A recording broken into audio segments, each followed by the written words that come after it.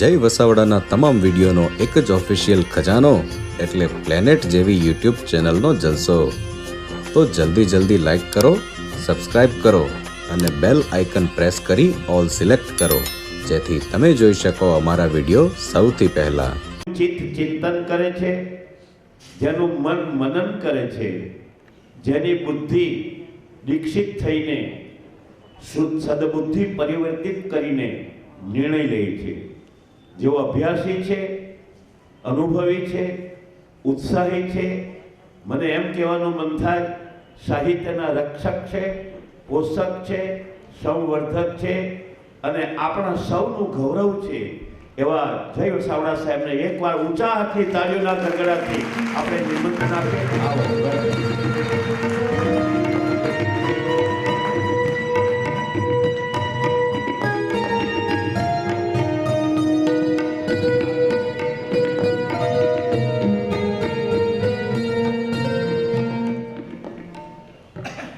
ખૂબ ખૂબ આભાર. બહુ નાનો હતો ત્યારે વલસાડની સ્મૃતિ હાફૂસ કેરીથી મારા મનમાં રહેતી, કારણ કે વલસાડથી સરસ મજાની હાફૂસ કેરીઓ આવતી. હું તો વલસાડ ન પહોંચતો ત્યારે, પણ જેમ જેમ વલસાડ આવવાનું થયું અલગ અલગ કાર્યક્રમોમાં, પહેલી વખત મારો પ્રોગ્રામ અહીં ચેતનભાઈ મોદીએ ગોઠવેલો, કદાચ અહીં ઉપસ્થિત હશે મને ખ્યાલ નથી, પણ મજાના મિત્ર થઈ ગયા. એના પછી મારે કંઈક દક્ષિણ ગુજરાતમાં નાની મોટી જરૂર પડે તો જેમની મદદ લેવું, એ અમારા પીએસઆઈ મિત્ર મયુરભાઈ પટેલ પણ વલસાડ છે. સંસ્કૃતિ સંસ્થાના કાર્યક્રમમાં આવ્યો. હમણાં જ કોઈ કામથી ગયા, કારણ કે મને મેસેજ કરીને ગયા, ડૉક્ટર કુરેશી. બહુ મને ગમતું નામ. મારે હમણાં જ એક સૂફી સંવાદ કરવાનો હતો, એમાં મેં ચોક્કસ નામ લીધા બે ખાસ, એક ગોધરાના ડૉક્ટર વલી અને એક ડૉક્ટર કુરેશી વલસાડના. મેં કહ્યું કે મેડિકલ પ્રોફેશનની અંદર બધા ડૉક્ટરોએ આ બે ડૉક્ટરો પાસેથી ધડો લેવા જેવો છે. કેવી રીતે જીવવું કેવી રીતે એ પણ શીખવા જેવું છે એની પાસે. એટલે આવા મિત્રો મળે વલસાડના ઘણા બધા. હું નાનો હતો ત્યારે પણ કેટલાક બધા એવા મિત્રો હતા. વક્તૃત્વ સ્પર્ધામાં અહીંથી એક દીકરી ભાગ લેવા આવતી. સાસરી ઇન્દોર છે અત્યારે. હમણાં વચ્ચે એક વખત ફેસબુક ઉપર અમે મળી ગયા ત્યારે બધી જૂની યાદો તાજી કરી, કારણ કે વક્તૃત્વ સ્પર્ધામાં અમે સરસ કોન્ટેસ્ટ કરતા, સામસામી ડિબેટ. કલ્પના હિંદવાણી અહીં વલસાડની દીકરી હતી અને સરસ બોલતી, બહુ સરસ સ્પીચ આપતી. મને યાદ છે, હું વિદ્યાર્થી હતો ત્યારની વાત છે. તો હું એટલા માટે વાત કરું છું કે શરૂઆતની જે સ્મૃતિઓ હતી ને બાબુભાઈ, એ પેલી કેરીવાળી હતી.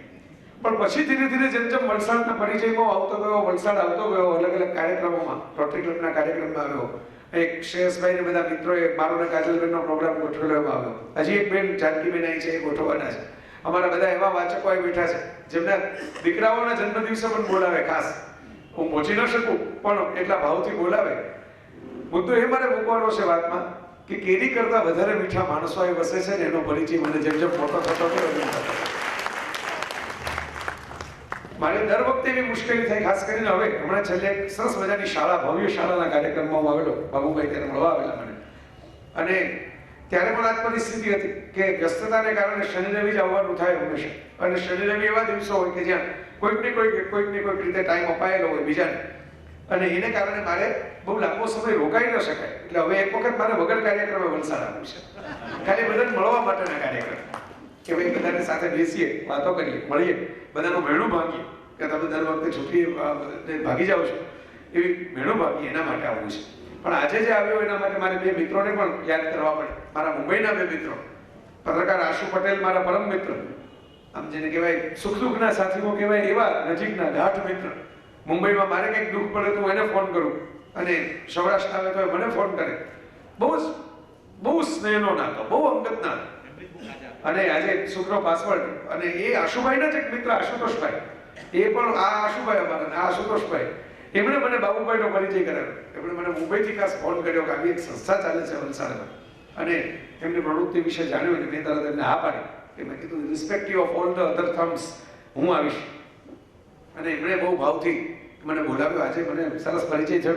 બધા નલિનભાઈ, ધરમશીભાઈ, ધનસુખભાઈ, કેવા સરસ બધા મિત્રો મળ્યા. સાહેબ પણ સરસ બોલે છે, આપ પણ બહુ સરસ રીતે પરિચય આપ્યો. આમાં તો અમારી જવાબદારી વધી જાય. હું આમ વજન ઘટાડવાની કોશિશ કરતો હોઉં, પછી આટલા બધા વખાણ સાંભળીને આપણું વજન વધી જાય. પછી આપણને એમ થાય કે અહીંથી ચાલીને જતા રહીએ. ગાડી બેસીને જવું તો જ આ વજન ઉતરશે, કારણ કે એટલા બધા વખાણથી આપણે આમ જેને કહેવાય ને તરબતર કરી.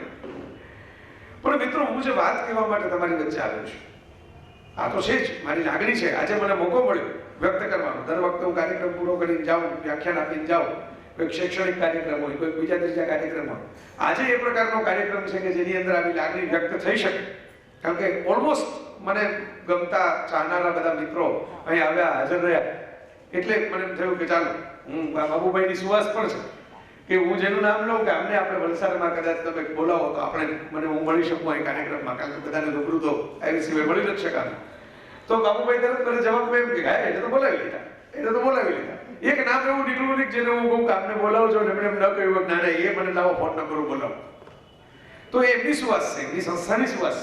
વિશ્વકર્મા દેવ તો છે ને જે ઘડવૈયા ગણે, જે ઘડે એ વિશ્વકર્મા, જે કશું ઘડતર કરે. આપણે ત્યાં ભણતરનો બહુ મહિમા થયો, પણ હમણાં જેમ ગણતરની વાત આપણે કરી જ છે, એમ જે એક મહત્વની વાત એની સાથે છે ઘડતર. કારણ કે ઘડતર લાંબી ચાલતી પ્રક્રિયા છે, ઘડતર તરત ન થાય, એ લાંબી ચાલતી પ્રક્રિયા છે. તમે માટીના ઢેફા તરીકે લોકોના પગ નીચે કચડાતા, પણ જો ઘડાઈ જાઓ, માટીમાંથી મૂર્તિ બની જાઓ, તો એ જ લોકો છે એ જે તમને પગ નીચે કચડતા હોય, એ રોજ તમને વંદન કરવા માટે સવારમાં આવે.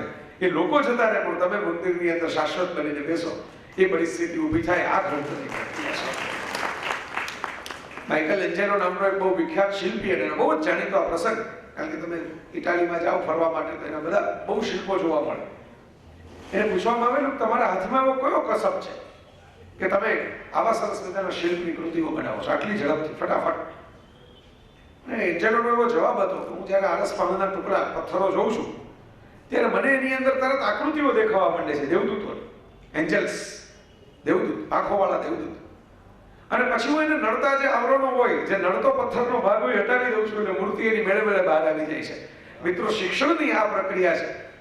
માણસ છે તો આમ જુઓ તો એક માત્ર એક બાયોલોજીકલ પ્રોસેસથી જન્મે. એક આટલા રંગસૂત્રો, આટલા કોષ, આટલા અંગો, આ બધા ડોક્ટરો બેઠા હોય આપણને કહી શકે આના વિશે વધારે ટેકનિકલ માહિતી. એમાંથી એ માણસ બને, એ પૂરી પ્રક્રિયા થાય, એનું નામ ભણતર, એનું નામ શિક્ષણ.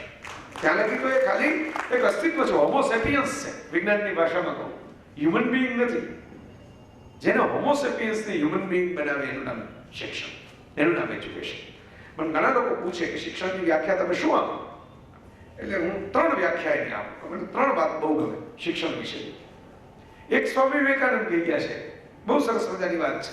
શિક્ષણ એટલે મનુષ્યમાં રહેલા પૂર્ણત્વનું પ્રગટીકરણ. જો પૂર્ણત્વ કોઈ નાખી નથી દેતું, કોઈ શિક્ષકની તાકાત નથી. નહીં તો એક રમાકાંત આચરેકરના ક્લાસમાં 2 વિદ્યાર્થી ભણે, સચિન તેંડુલકર અને વિનોદ કાંબલી, બંને એક જ ગુરુ પાસેથી ક્રિકેટ શીખે. એક સરખા બેકગ્રાઉન્ડના, એક સરખી ઉંમરના, એક સરખી હાઈટના, એક સરખો રેકોર્ડ કરીને આવ્યા ભારતની ક્રિકેટ ટીમમાં. એક 5 વર્ષ જ ટકી શક્યો, બીજો 25 વર્ષ ટક્યો. એનું કારણ શું? જો ખાલી ગુરુથી જ બધું થતું હતું. વિદ્યાર્થીની અંદરનું વ્યક્તિત્વ પણ મહત્વનું છે, એના સંસ્કારો પણ મહત્વના છે, એની લાગણીશીલતા પણ મહત્વની છે. સચિનમાં જે પ્રકારની શિસ્ત હતી એ કામલીમાં નહોતી, તો સચિન 25 વર્ષની કરિયર ટકી ગયો, કામલી 5 વર્ષની કરિયરની અંદર લપસી પડ્યો. અને લપસો પછી તો ગુરુત્વાકર્ષણ તમને ખેંચી લે. જગતના કોઈ પણ ખૂણે હંમેશા તમે લપસવાની શરૂઆત કરો એટલે ગુરુત્વાકર્ષણ એનું કામ કરે. હું એટલા માટે વાત કરું છું મિત્રો, આ મહત્વનું છે. હમણાં જે વાત થતી હતી સંસ્કાર, અસદુદ્દીન બહુ પૈસા કમાણો, સેલિબ્રિટી થયો, કેપ્ટન થયો, દીકરાને 20 લાખનું બાઇક અપાવી દીધું ભેટમાં, પણ બાઇકને બ્રેક કેમ મારવી એની તાલીમ ન મળી. જે 20 લાખનું નવું નક્કોર ફોરેનથી જ આવેલું બાઇક લઈને દીકરો નીકળો એ બાઇક ઉપર, એ જ દિવસે એનો એક્સિડન્ટ થયો, એ પાસ થયો. હવે ગમે તેટલું તમને મળે, જગતના બધા સુખો તમને મળે, બરાબર, તમે રોમાન્સનું સુખ મળે, તમને પૈસાનું સુખ મળે, સેલિબ્રિટીનું સુખ મળે, સંસદ સભ્યો પણ છે એટલે સત્તાનું સુખ મળે, પણ જુવાન દીકરાના જનાજાને કાંધ દેવા માટે તમારે જવું પડે જીવનમાં. આનાથી મોટું દુઃખ બીજું કયું હોય છે? કારણ કે મા બાપ છે ને એ પોતાના સંતાનોને બાઇકની ચાવી તો આપી દે છે, પણ બ્રેક કેમ મારવી ને એની તાલીમ નથી આપતા. આ મુશ્કેલી છે. હું એમ નથી કહેતો કે ના આપો, બાઇકની ચાવી આપો. એક દિવસ એવો હશે કે એને એની રીતે ઉડવું પડશે, એને એની રીતે એની પાંખો આવશે, એની બહાર નીકળશે એના માળામાંથી, એને સાયકલ, સ્કૂટર, બાઇક બધું શીખવું પડશે. પણ આ તાલીમ જે છે, બ્રેક ક્યાં મારવી, એ આપણે નથી આપતા. અને તાલીમ આપે એનું નામ શિક્ષણ. એટલે હું કહું છું કે વિવેકાનંદજીની વ્યાખ્યા બહુ ઇન્ટરેસ્ટિંગ હતી. મેટર્નિટી હોસ્પિટલમાં ડોક્ટર છે ને તો પ્રસૂતિ કરાવે બાળકની, પણ બાળકનું ગર્ભાધાન તો 9 મહિના પહેલા થઈ ગયું હોય. એમ શિક્ષણ છે ને એ તો માત્ર અંદર રહેલા વ્યક્તિત્વની, અંદર રહેલી પ્રતિભાની, ટેલેન્ટની પ્રસૂતિ કરાવે છે. એ પ્રતિભા આપી નથી શકતો એ તો ઈશ્વર, ખુદા, ગોડ જે આપણે નામથી બોલાવીએ એ ઉપરવાળો માલિક જે છે એ માણસને પ્રતિભા આપીને અલગ અલગ મોકલે છે. કોઈ લતા મંગેશકરના ગળામાં કંઠ મૂકે છે. તમે વિચાર કરો, એનું કોઈ જોડ નથી, એનો કોઈ તોડ નથી, એને કુટુંબમાં પણ જોડ નથી. બરાબર, બે આશા ભોસલેનો કંઠ જુદો, લતા મંગેશકરનો કંઠ જુદો. કોઈ કબીર પાસે એક દર્શન મૂકે છે, કોઈ ચિંતન મૂકે છે. એ પ્રતિભા છે. આપણે પ્રતિમાઓ બનાવીએ છીએ પણ પ્રતિભાઓની કદર નથી થતી. એટલે મને તમારી સંસ્થામાં પ્રવૃત્તિ ગમે છે. તમે પ્રતિમામાં નથી પડ્યા પણ પ્રતિભામાં પડ્યા છો. મોટાભાગના લોકો અત્યારે સંસ્થાઓ બનાવીને પ્રતિમામાં પડે છે. તમે વિશ્વકર્મા તો ઘણું બધું ઘડ્યું છે. ઇન્દ્રપ્રસ્થના મહેલથી શરૂ કરી અને આખું ત્રિપુર નગર સુધીનું ઘણું બધું વિશ્વકર્મા એ ઘડેલું છે. જગતની ઉત્તમ કૃતિઓ ઘડેલી છે. પણ આજે આ વિશ્વકર્માના નામે ચાલતી સંસ્થા જે છે ને એ મને એટલા માટે વધારે ગમે છે કે કોઈ ઇમારત ઘડે કે ન ઘડે, એ માણસને ઘડવાની પ્રવૃત્તિ કરે છે, સમાજને ઘડવાની પ્રવૃત્તિ કરે છે, નાગરિક ઘડવાની પ્રવૃત્તિ કરે છે. ભણેલો માણસ હશે તો થોડો સારો નાગરિક થશે, થોડું શિસ્ત શીખશે, થોડો વ્યવહાર શીખશે, જાહેર જીવનમાં કેમ જીવવું એ શીખશે. અને એ વાત વિવેકાનંદજી કહી ગયા છે, તમારી અંદર જે પૂર્ણત્વ છે એ શોધો. પૂર્ણત્વ દરેકનું અલગ હોય. મોગરાનું પૂર્ણત્વ અને ગુલાબનું પૂર્ણત્વ જુદું જુદું છે. મોગરો લાલ ન થાય, ગુલાબ સફેદ ન થાય. બંનેની સુગંધ પણ અલગ અલગ છે. અમે મોગરાને ગુલાબ બનાવવાની પરાણે મહેનત કરશો તો દુઃખી થશો. આપણી શિક્ષણ પદ્ધતિમાં બહુ ગડબડ છે. માની લો કે જંગલની અંદર કોઈ પરીક્ષા લેવાય અને પરીક્ષા પાણીમાં તરવાની હોય તો નેચરલી માછલી કે મગરમચ્છ તો એ પાસ કરી લે. તો વાંદરાઓ શું કરે, સિંહ શું કરે, હાથી શું કરે? કારણ કે પ્રાણીઓ તો બધા સાથે મળીને રહે છે, પણ ઉડવાની પરીક્ષા હોય તો અમુક પક્ષીઓ પાસ થઈ જાય, બાકીના બધા પ્રાણીઓ શું કરે? આપણે શું કરીએ છીએ આપણા શિક્ષણની અંદર કે આપણે પરાણે બધાને ગુલાબ બનાવવાની, પરાણે બધાને મોરલા બનાવવાની કોશિશ કરીએ છીએ. ખરેખર જેને જે થવું છે એ થવા માટેનું પ્લેટફોર્મ આપીએ એ શિક્ષણ છે. કોઈકને સરસ મજાના આર્ટિઝન થવું હોય, સુથારી કામ કે લોહારી કામ કરવાના કોઈ કારીગર થવું હોય તો એને એનું શિક્ષણ આપો. અહીંયા મિત્ર કેમેરાથી લઈને ફોટો પાડી રહ્યા છે, એ પણ એક ટેલેન્ટ છે, એ પણ એક ક્રાફ્ટ છે, એમાંથી પણ પૈસા મળે છે. આ વિડીયોગ્રાફર છે, વિડીયોગ્રાફી કરતા હશે, એને પણ પૈસા લીધા હશે કે વિડીયોગ્રાફી કરવાના, પ્રોફેશન છે. જેને એ ગમતું હોય ને એનું શિક્ષણ આપો. કોઈને બોલવું ગમતું હોય, કોઈને લખવું ગમતું હોય, કોઈને રાંધવું ગમતું હોય. આ જગતની અંદર બધા જો એન્જિન ડ્રાઈવર થશે તો પેસેન્જર કોણ રહેશે? બધાને એન્જિન જ જોઈએ છે, બધાને પહેલા નંબર જ પહોંચવું છે. હું એટલા માટે આ પૂર્ણત્વ વાળી વાત ઉપર ભાર મૂકું છું. શિક્ષણ પૂર્ણત્વનું પ્રકટીકરણ કરે. તમારું જે પૂર્ણત્વ છે, તમારું પૂર્ણત્વ રોટલી રંગોળી બનાવવાનું હોય તો એનું પણ પ્રકટીકરણ શિક્ષણ કરીને બતાવે. તમારું પૂર્ણત્વ મિસાઇલ બનાવવાનું હોય, તમારું પૂર્ણત્વ કોઈ મશીન બનાવવાનું હોય તો એનું પણ પ્રકટીકરણ શિક્ષણ કરીને બતાવે. બધા રાતોરાત અબ્દુલ કલામ નથી થઈ જવાના, બધા રાતોરાત કઈ સચિન તેંડુલકર કે અમિતાભ બચ્ચન નથી થઈ જવાના. અભિષેક બચ્ચન અમિતાભની ઘેર જન્મીને નથી થતો તો આપણા ઘરમાં કેવી રીતે થશે? સીધી સાદી વાત છે. એટલે મિત્રો હું જે વાત તમારી સામે મૂકું છું ને એ મૂકું છું. બીજું મને ગમતું વાક્ય છે, શિક્ષણ એટલે અરીસાઓને બારીમાં બદલાવવાની પ્રક્રિયા. માણસ અરીસાની જેમ જીવે છે. તમે જેમ બોલો ને રિફ્લેક્શન આપે, એને પોતાના વિચાર નથી, પોતાની બુદ્ધિ નથી.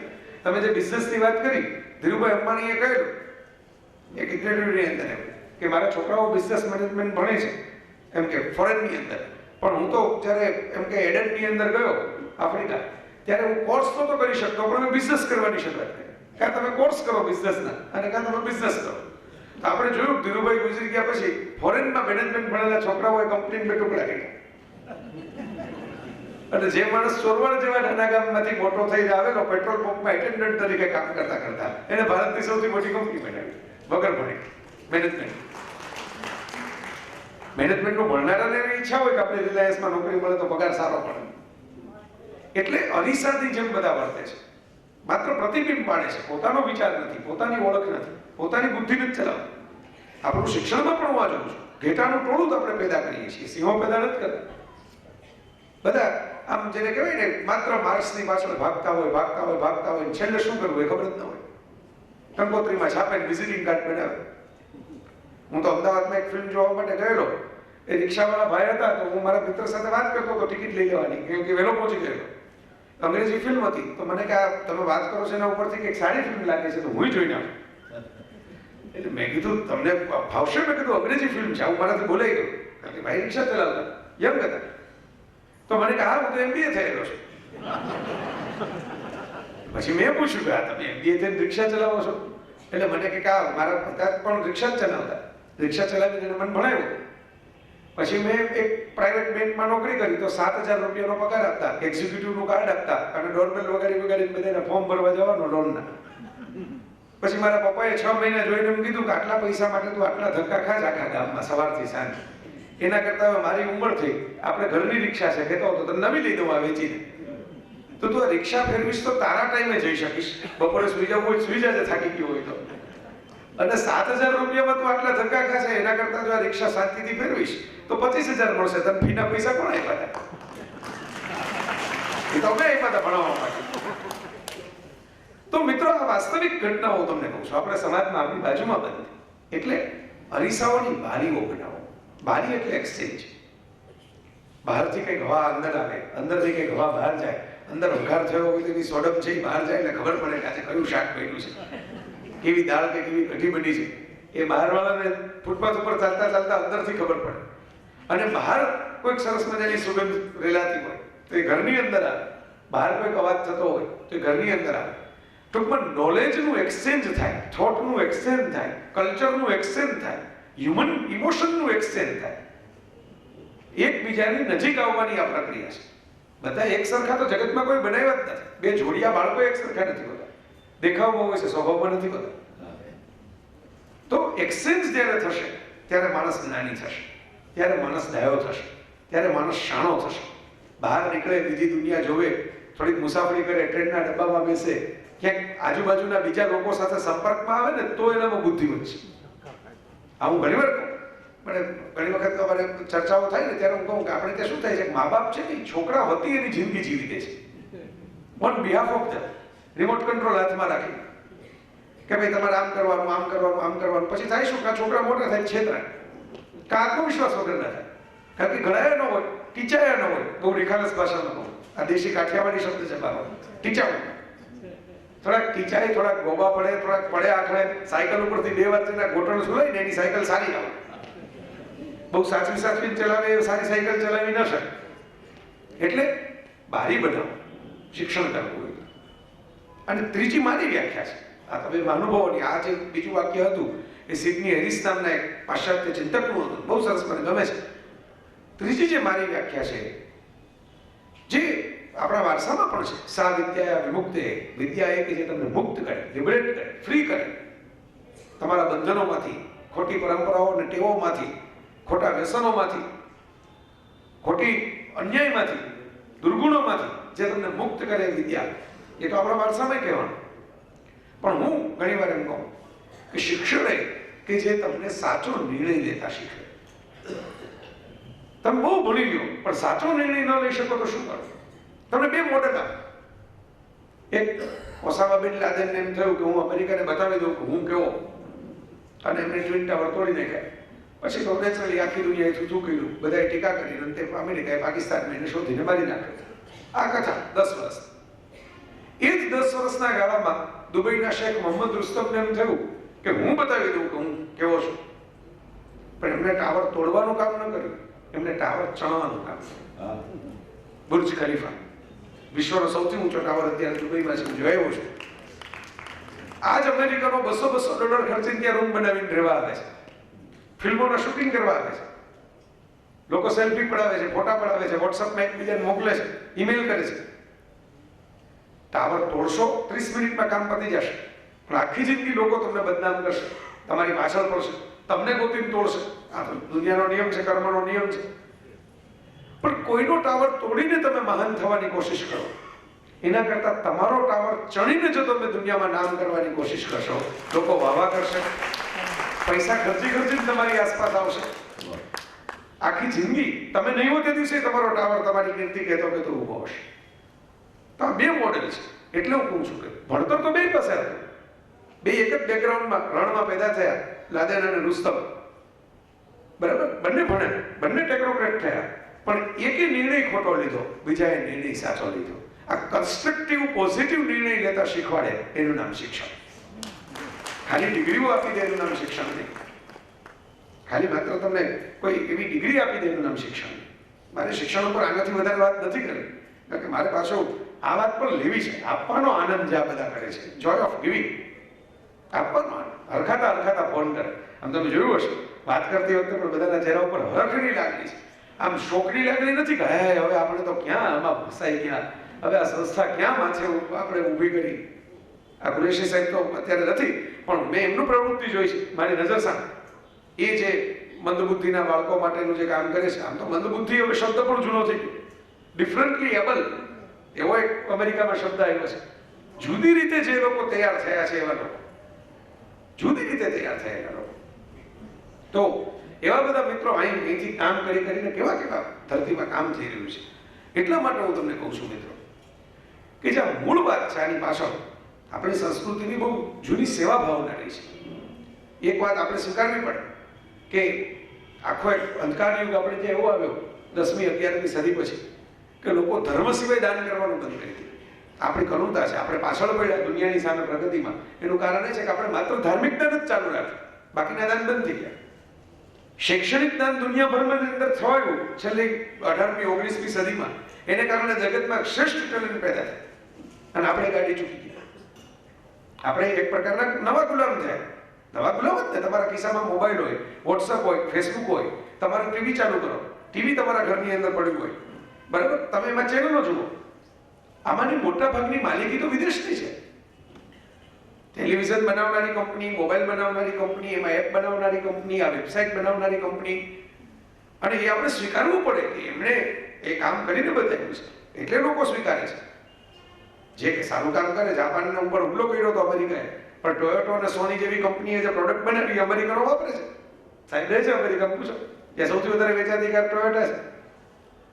સેમસંગના મોબાઈલ અમેરિકામાં ચાલે છે, કોરિયાના. તો મારો મુદ્દો એ છે કે હવેના યુગની અંદર એજ્યુકેટેડ લોકો ક્રાંતિ કરે છે. પહેલા બંદૂકના ટ્રિગર ઉપર આંગળી આવતી અને ક્રાંતિ થતી. હવે કોમ્પ્યુટરના કીપેડ ઉપર જ્યારે આંગળી ફરશે ત્યારે ક્રાંતિ થશે. આ વાત આપણે શીખવાની અને સમજવાની જરૂર છે. દુનિયા શીખી ગઈ છે.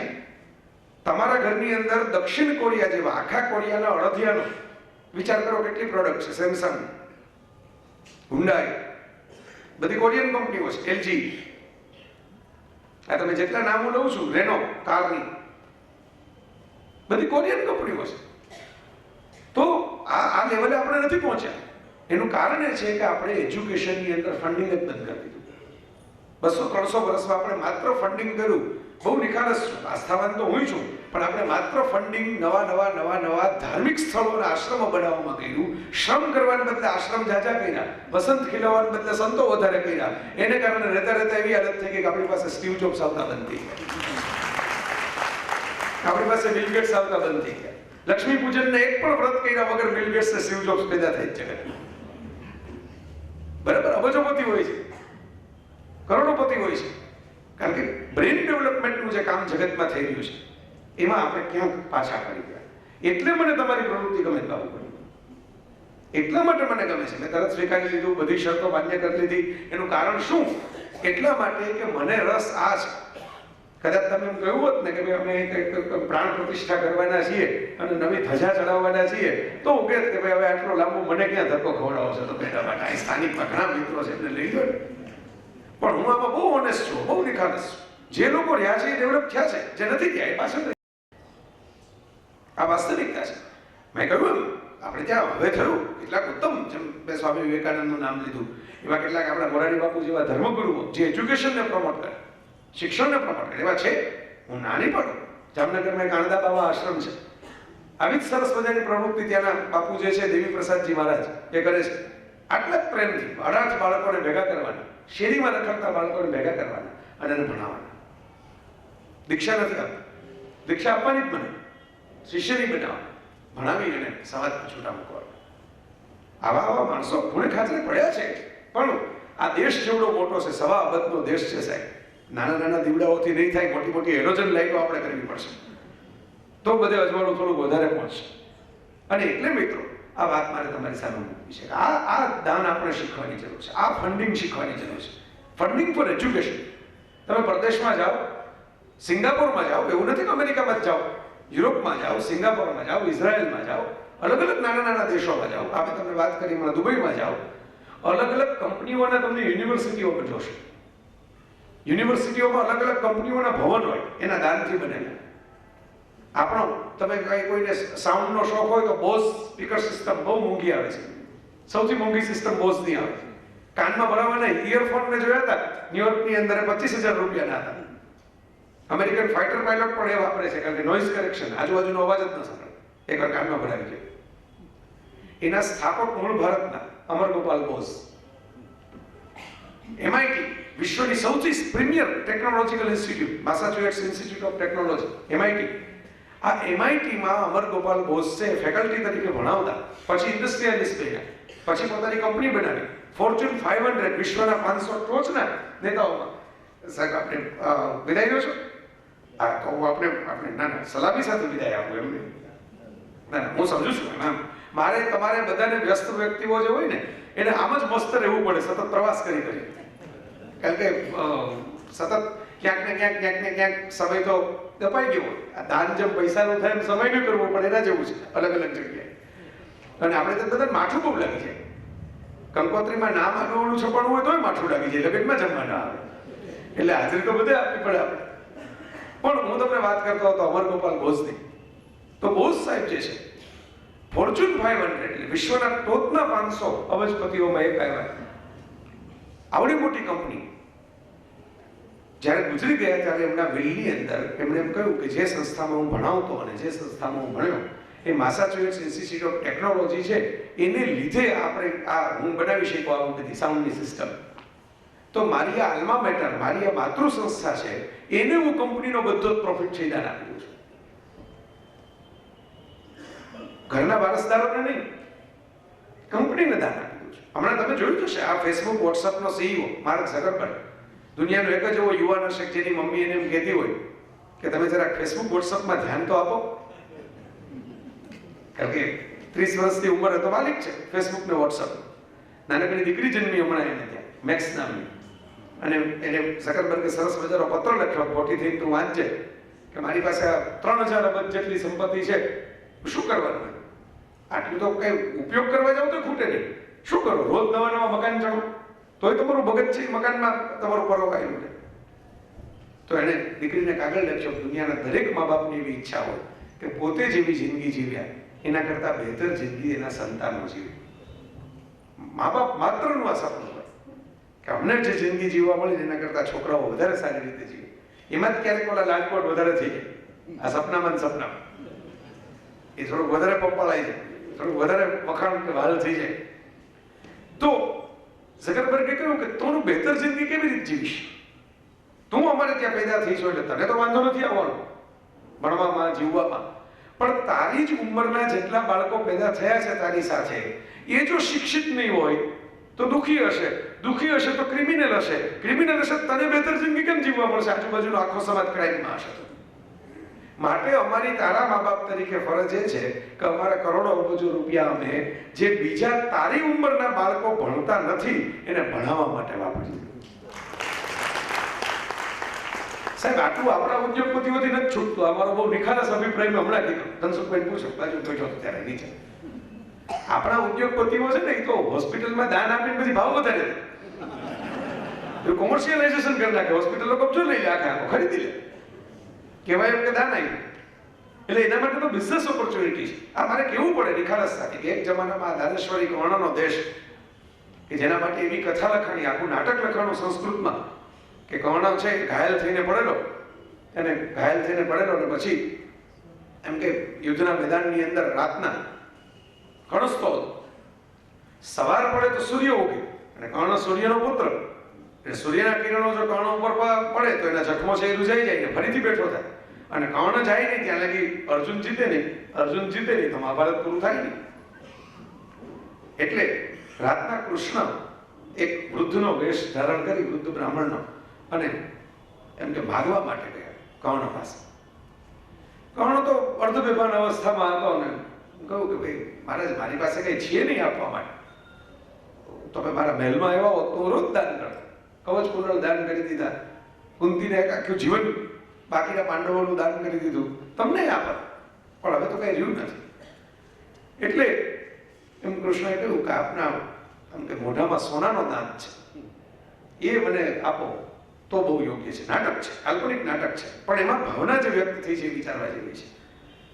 એટલે કર્ણે એક પથ્થર ઉપાડ્યો હાથમાં, એમ કહ્યું કે હવે તો એમ કે હું ટકી નહીં શકું, કારણ કે હવે આ વધારે લોહી વહેશે તો હવે આ શરીર ટકી નહીં શકે, પણ તમે માગ્યું જ છે તો ભાઈ નિર્ણય લીધેલો છે કે જે ભાગે એને આપવું.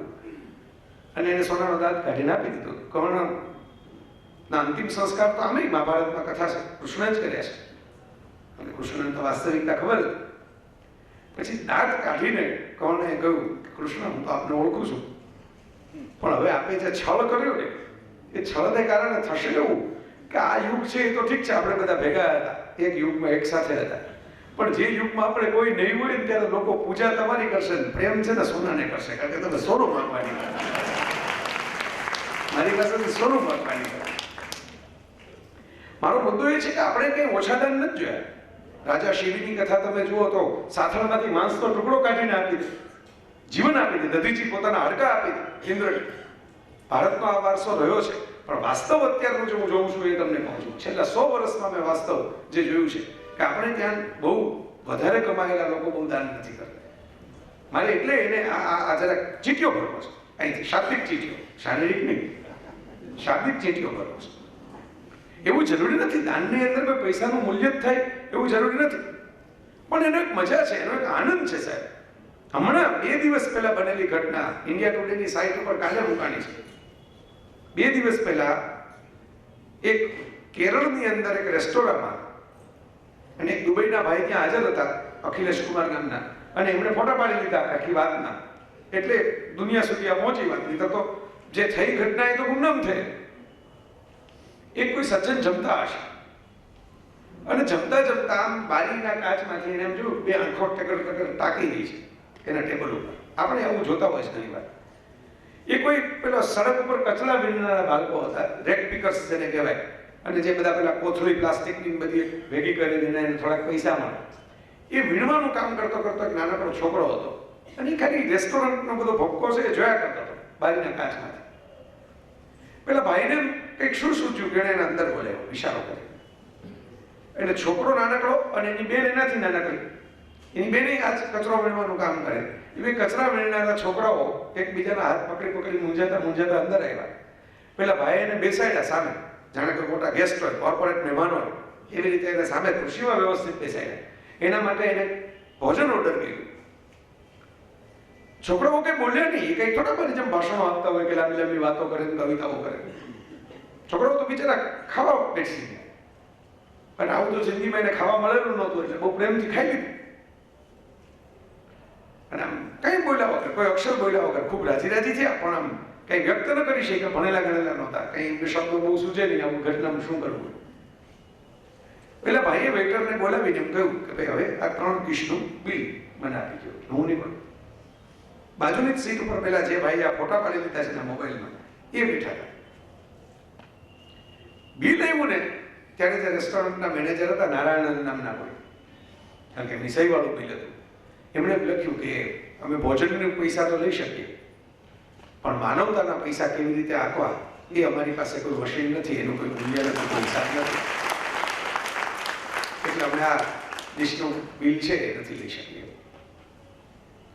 જો તમે વિચાર કરો, આ કોઈ એવા લોકો નથી કે જેની ચોક વચ્ચે પૂતળા બન્યા હોય, જેના છાપામાં પહેલા પાને રોજ ફોટા આવતા હોય. એ તો પહેલા પાને જેના રોજ ફોટા આવે છે, બીજે દિવસે કેરીનો છૂંદો ખવાતો હોય, ત્રીજે દિવસે ખારી શીંગના પડીકા તમને મળતા હોય, બરાબર? ગાંઠિયા, જલેબી, કચોરી, ભજીયા, ઉંબાડિયા ગમે ત્યાં પસ્તી પડ્યા હોય, બરાબર? જેના પૂતળા બન્યા છે તો કબૂતરો માટે બન્યા છે કે માણસ માટે બન્યા છે? સૌથી વધારે ઉપયોગથી પૂતળાનો કબૂતર કરે છે. મારો મુદ્દો એ છે કે તમે કશુંક સરસ કામ બીજા માટે સેલ્ફલેસલી, પોઝિટિવલી, આનંદથી, પરાણે નહીં, મોઢું રડતું રાખીને નહીં, મોઢું હસતું રાખીને કરો તો એનો ચેપ લાગે છે બીજાને. પેલા ભાઈએ પેલા બાળક માટે કશું કર્યું તો પેલા મેનેજરને એનો ચેપ લાગ્યો. એણે એ દ્રશ્ય જોઈને એને એમ થયું કે જો આ ભાઈ આવું કરી શકે તો હું કંઈક સરસ કરીને બતાવું. આપણે રોગના ચેપ લાગે એની બહુ ચિંતા કરીએ. સ્વાઇન ફ્લૂ વખતે તરત આપણે કહીએ બહુ મળવું નહીં, આમ ન કરવું, રસી લઈ લેવી, માસ્ક પહેરવો. પણ ભાવનો ચેપ લાગે એના માટે કેમ આપણે એક્ટિવ નથી થતા? એ મારો પ્રશ્ન છે. લાગણીનો ચેપ લાગે, આનંદનો ચેપ લાગે. આપણે છે ને આપવાની વાતો એમ કરે લોકો કે આપો આપો, ભવિષ્યમાં કંઈક સ્વર્ગ મળશે. સ્વર્ગ, અરે સ્વર્ગ ન મળે તો કાંઈ નહીં, એ તો ભવિષ્યની વાત છે ને. આપણે ક્યાં એન્ટ્રી કોઈ આપીને પહોંચ આપવાનું છે કે તમારું રજીસ્ટ્રેશન થઈ ગયું છે, સ્વર્ગમાં આ બ્લોક તમને ફાળવી દેવા માંગ્યો છે. તમે અત્યારે મજા આવે છે કે નહીં એ ચેક કરો. તમારા દિલને કંઈક સુકૂન, એક સરસ મજાનો શબ્દ છે સુકૂન, શાંતિ અને સંતોષ બે મિક્સ થાય એટલે સુકૂન થાય. એવું થાય છે? તેન ત્યક્તેન ભુંજીતા ઈશાવાસ્યમ ઇદમ સર્વમ તેન ત્યક્તેન ભુંજીતા. આપણા ઉપનિષદમાં લખાણું. ઈશ્વરની ઈચ્છાથી આ સૃષ્ટિ બની છે. શું કામ બની છે? ત્યાગીને ભોગવી જાણવાની પ્રેક્ટિસ પાડો એટલે બની છે. એ ઈશ્વરની કસોટી છે.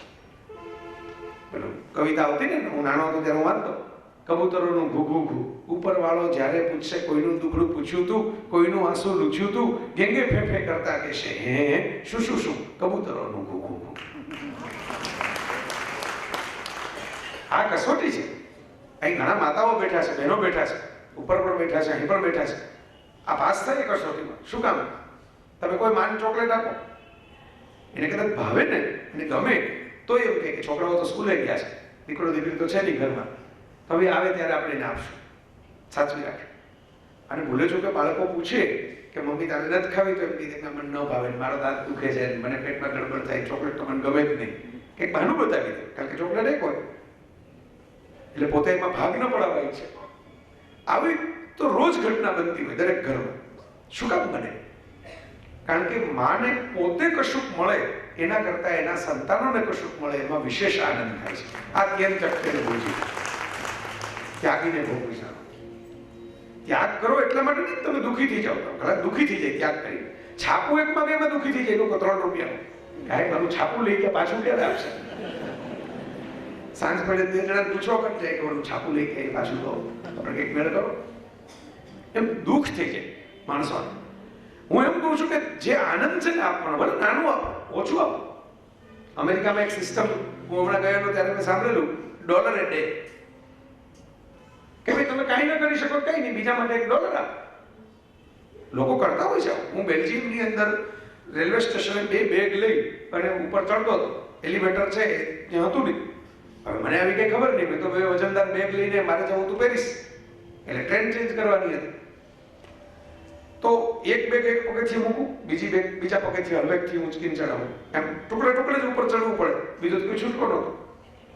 તે એક કોઈ સજ્જન બહુ હટ્ટાકટ્ટા અને ખભે ઓફિસ બેગ નાખેલી હતી અને મારા હાથમાંથી બેગ લઈને સસરાટ ઉપર ચડી ગયા. હું તો કાંઈ માની લો કે કોઈક બેગ લઈ જવા વાળો ચોર હોય તો પકડી શકવું એમ નહોતો, તો બીજી બેગ જાય જેને પકડવા જાવ, કારણ કે બીજી બેગ એવી હતી. ઉપર ઉભા છે, મારી રાહ જોઈ. હું ઉપર ગયો અને ત્યાં પહોંચ્યો એક બેગ ઊંચકીને, એટલે તરત એમ કે ફર્સ્ટ ડે ઇન બ્રસેલ્સ. મેં કીધું યાર, મેં કીધું I am going to Paris. Oh, enjoy that, it's a wonderful weather. એવી એક સરસ મજાની વાત કરી. મેં એમનો આભાર માન્યો. મેં કીધું સડનલી હું તો તમને ઓળખતો નથી, મેં તમને કંઈ કહ્યું નથી, મને ખબર જ નથી કે તમે પાછળથી આવીને ત્યારે બેગ લઈ લીધી. એટલે એમણે બહુ સરસ રીતે કહ્યું, see it's nothing, it's just donating a smile. You are happy now? Okay, બસ you can do something for someone else. તમે બીજા માટે આવું કરશો. It's just donating a smile. એટલે જતા રહ્યા, સાંભળ્યા વગર, એનું નામ કીધા વગર જતા રહ્યા. એની છાપામાં ફોટો તો છપાવો. એટલે જસ્ટ સવારના પોરમાં આપણે સરસ કામ કરીએ, આપણને આનંદ થાય, આપણા ચહેરા ઉપર સ્માઇલ આવે. જેને ભલું કર્યું હોય એના ચહેરા ઉપર સ્માઇલ આવે. Just donate a smile. જરાક સ્મિતને આપણે દાન આપો. આ વાત જે છે, આ બાળકો જે છે ને, એમાં ડોનેટિંગ એ ડ્રીમ્સની વાત છે. કારણ કે દરેક બાળક જો ભણે તો સર્વાઈવ થશે, તો કશું પ્રાપ્ત કરી શકશે. કોઈક જગ્યાએ ક્યાંક જવું હશે તો એની ડિગ્રીઓ પૂછવામાં આવશે એન્ટ્રી ટિકિટ તરીકે. અમુક બેઝિક વાત આજના જમાનામાં ટકવા માટે અંગ્રેજી આવડવી જોઈએ, ગુજરાતી, હિન્દી, બધી ભાષાઓ આવડવી જોઈએ, ગણિત અમુક પ્રકારનું આવડવું જોઈએ, સાયન્સના અમુક ફંડામેન્ટલ ટેકનોલોજીના ખબર હોવી જોઈએ. ભણ્યા વગર કેમ બધી ખબર પડશે? તો આ ડોનેટિંગ એ ડ્રીમ્સની વાત છે મિત્રો. અહીં જે કોઈ ચેરિટી આપે, ફંડ આપે, દાન આપે, તો એવું ન માનતા કે તમે પૈસા આપો છો, તમે કોકના સપનાને સાકાર કરવા માટેનું ખાતર આપો છો. એવું ખાતર આપો છો જેને કારણે કોકનું સપનું બીજ એવું હશે ને મગજમાં, એ ધીરે ધીરે વૃક્ષ જેવું થશે, એમાં ફૂલો આવશે, એમાં સુગંધ આવશે. આ હું એટલા માટે કહું છું મિત્રો કે આ આપણી આસપાસ છે, પણ આપણે અનુભવી નથી શકતા. જે સંવેદનાની વાત કરી ને બાબુભાઈ, સંવેદના આપણે ત્યાં ઘસાતી જાય છે. આ સંવેદનાની વાતમાં બહુ મહત્વની વાત છે. આપણે ત્યાં બહુ સરસ મજાનું ભજન લખાણું, વૈષ્ણવ જન તો તેરે રે કહીએ, ગાંધીજીનું પ્રિય ભજન, જે પીડ પરાઈ જાણે રે. અને પીડ પરાઈ જાણે રે વાળી જે વાત છે એ એવી વાત છે કે આમાં વૈષ્ણવજન એટલે પેલો હવેલીમાં જઈને પ્રસાદ માટે ઉભો હોય એ વૈષ્ણવજન નથી. આ તો ભગવાનનો માણસ. તમે કોને ઈશ્વર જેનામાં આવે, નરસિંહ મહેતાને મળવા માટે સાક્ષાત ઈશ્વર પધારેલા, એના જીવનના કષ્ટો ઈશ્વરે હસતા હસતા બહાર કરી દીધેલા. કેવી રીતે થાય? તો એમાં આમ તો હું ઘણી વાર કહું કે તમારે ભારતનું બંધારણ કોકને વાંચવા આપો તો આટલું જાડું હોય. લોકો કંટાળીને વિદ્યાર્થીઓ બોલતું જ મૂકે કે આટલું બધું નથી વાંચવું. પણ એક વૈષ્ણવજનનું ભજન યાદ રાખો ને તો તમે, મારી ગેરંટી છે, આખું ઇન્ડિયન પિનલ કોડ તમારે વાંચવાની જરૂર નહીં પડે. અહીં મારા એક પ્રિય પીએસઆઈ મિત્ર બેઠા છે, મયુર પટેલ, અહીં આ જ વિસ્તારના છે અને ઉત્તમ વાચક છે, સાહિત્ય પ્રેમી છે, રસિક જીવ છે. મયુરભાઈને રોજ ઇન્ડિયન પિનલ કોડ આઈપીસીની કલમ સાથે પનારો પડતો હોય. આઈપીસીની બધી જ કલમો છે એ તમે સાઈડમાં રાખો અને વૈષ્ણવજનનું ભજન એક બાજુ પકડો. તમે હું કહું છું એ સમજી જશો. તમે વિચાર કરો, પરધન નવ ચાલે હાથ રે, એન્ટી કરપ્શન, જન લોકપાલ આખું પૂરું. તમે જ તમારી અંદર સીસીટીવી રાખો ને, બહાર છે તો બગડી જાય. તો તમારી અંદર સીસીટીવી રાખો ને. પરધન એટલે જો નરસિંહ મહેતાએ બહુ પ્રેક્ટિકલ વાતો કરી છે. કૃષ્ણના ભક્ત હતા એટલે પ્રેક્ટિકલ જ હોય. કૃષ્ણ પોતે જ બહુ પ્રેક્ટિકલ, એટલે એના કઈ નરસિંહ મહેતા છે એ ઇમ્પ્રેક્ટિકલ તો થાય નહીં. એમણે બહુ મુદ્દાસર એક એક શબ્દ મૂક્યો છે. નાનકડા શબ્દો છે પણ ભાષા આવડે ને તો તમને ખબર પડે. તમારા હકની કમાણીનો તમને પૂરેપૂરો ભોગવટો કરવાનો અધિકાર છે. હું લખું, બોલું, પુસ્તકો વેચું, વ્યાખ્યાન કરું, એ મારી હકની કમાણી છે. પણ હું એમ કહું કે બાબુભાઈ હવે અહીં કંઈક ખારો પ્લોટ પડ્યો હોય ને વલસાડની અંદર તો મને જરા કહેજો ને, આપણે એની જમીન છૂટી કરાવવી છે. આપણે ઓળખે, કલેક્ટર તો ઓળખે, મિનિસ્ટર તો ઓળખે. આ હકની કમાણી નથી, આ સાહિત્યની, સર્જનની, મારી કળાની, એમાંથી આવતી કમાણી નથી. પડધન ન ચાલે હાથ રે એટલે જે તમારા હકનું નથી એવા પૈસા ઉપર ડોળા ના નાખો. તમે મહેનત કરો એ કમાઓ. મહેનત કરશો ને આપો. તમે આમ 7,000 નું જીન્સ લેવાનું જે છોકરાઓને મન થતું હશે ને, કમાતા થશે ને 700 નું કરવા મળશે. કારણ પછી એને પૈસા બચાવવાની વાત હોય, તો પપ્પા સહી કરતા હોય દરેક બિલ ઉપર. બરાબર? તો જાતે કમાણી કરશો ને એટલે આપોઆપ ઉડાવગીરી ઓછી થશે, ખોટા ખર્ચા ઘટી જશે. અને હકની કમાણી હશે ને તો એ હકની કમાણી તમે ભોગવી શકશો.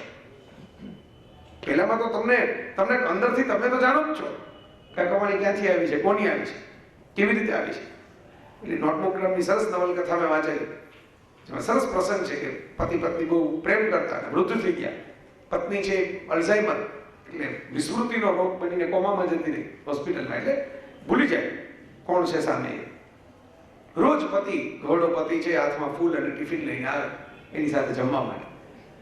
પેલી નર્સે એકવાર એમ કહ્યું, દાદા તમે શું કામ હેરાન થાવ છો? આને કંઈ ખબર ન પડે તમે કોણ છો. તમને બહુ આનંદ થાય પણ આને તો કંઈ તમને ઓળખે નહીં. પેલા દાદા એવો જવાબ આપ્યો કે હા એ વાત સાચી, તો મને ખબર છે કે ઓળખે નહીં, પણ હું તો ઓળખું ને. મને તો ખબર છે ને કે મારી પત્ની છે, હું એને રોજ મળવા આવું છું. હું તો મારા માટે, મારા આનંદ માટે, મારા સંતોષ માટે આવું છું કે આખી જિંદગી અમે ભેગી વિતાવી. હવે આજે એની એવી અવસ્થા છે કે મને ઓળખે નહીં તો હું એકલો શું કામ જમું, એની ભેગો છું. ભલે એ ન ઓળખે, હું તો જ ઓળખું છું. તો આજે આ ભાવના, આજે લાગણી વાળી વાત છે ને એ અહીં આ ભજનમાં છે. પરસ્ત્રી જેને માત્ર છેડતીના, બળાત્કારના બધા કેસ પૂરું થઈ ગયું, આખો વિવાદ જ પૂરો.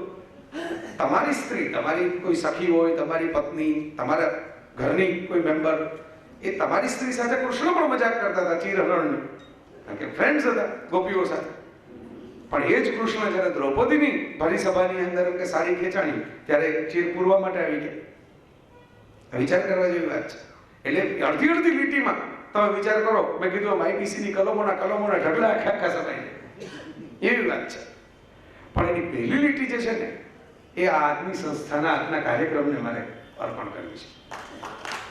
વૈષ્ણવજન તો તેને રે કહીએ જે પીડ પરાઈ જાણે, બીજાના દુઃખે દુઃખી થાય એ વૈષ્ણવજન. આપણે તો છે ને બીજાના દુઃખે સુખી થવા વાળો સમાજ છે. બરાબર, આપણે આમ છાપામાં વાંચીએ મુકેશ અંબાણીએ 5 કરોડની ગાડી લીધી તો આપણે અરખાય. આપણો ગુજરાતી હો, ગુજરાતી ભાઈડો એની ત્રેવડ હોય 5 કરોડની ગાડી લેવાની ભારતમાં. 5 જણાને આપણે કહીએ, પણ આપણા બિલ્ડિંગની બહાર જો કોઈ 5 કરોડની ગાડી લઈને ઊભું હોય ને તો આપણો જીવ બળીને રાખ થઈ જાય કે મારી પહેલા આને કેમ લીધી, આની પાસે ક્યાંથી આવી ગયા પૈસા. એમાં એકાદો ગોગો ટોચો પડે તો આપણે રાજી રાજી થઈ જાય, હાશ જો હવામાં ઉઠતો તો તૂટી ગયા. આપણે કોમ્પિટિશન કરીએ એની સામે મને વાંધો નથી, એજ્યુકેશનમાં કોમ્પિટિશન છે. કમ્પેરિઝન કરીએ એની સામે મને વાંધો છે. સરખામણીમાં દર્દ છે, સ્પર્ધામાં દર્દ નથી. સ્પર્ધામાં તો શીખવાનું છે. એકવાર મારા લેખમાં લખ્યું કે જિંદગીમાં હાર જેવી કોઈ વસ્તુ જ નથી, કાં જીત છે કાં શીખ છે.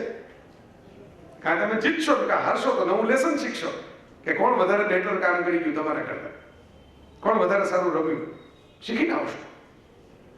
સ્પર્ધામાં તો દર્દ નથી, સરખામણીમાં દર્દ છે. આને કેમ આવું મળી ગયું, મને કેમ નહીં. તું મગર મુझको ન ચાહો તો કોઈ બાત નહીં, તુમ કિસી ઓર કો ચાહો તો મુશ્किल हो. આ તો ધમકી છે. બરાબર, કારણ કે સરખામણી મને નહીં તો આને કેમ મળે. આજે વાત છે મિત્રો.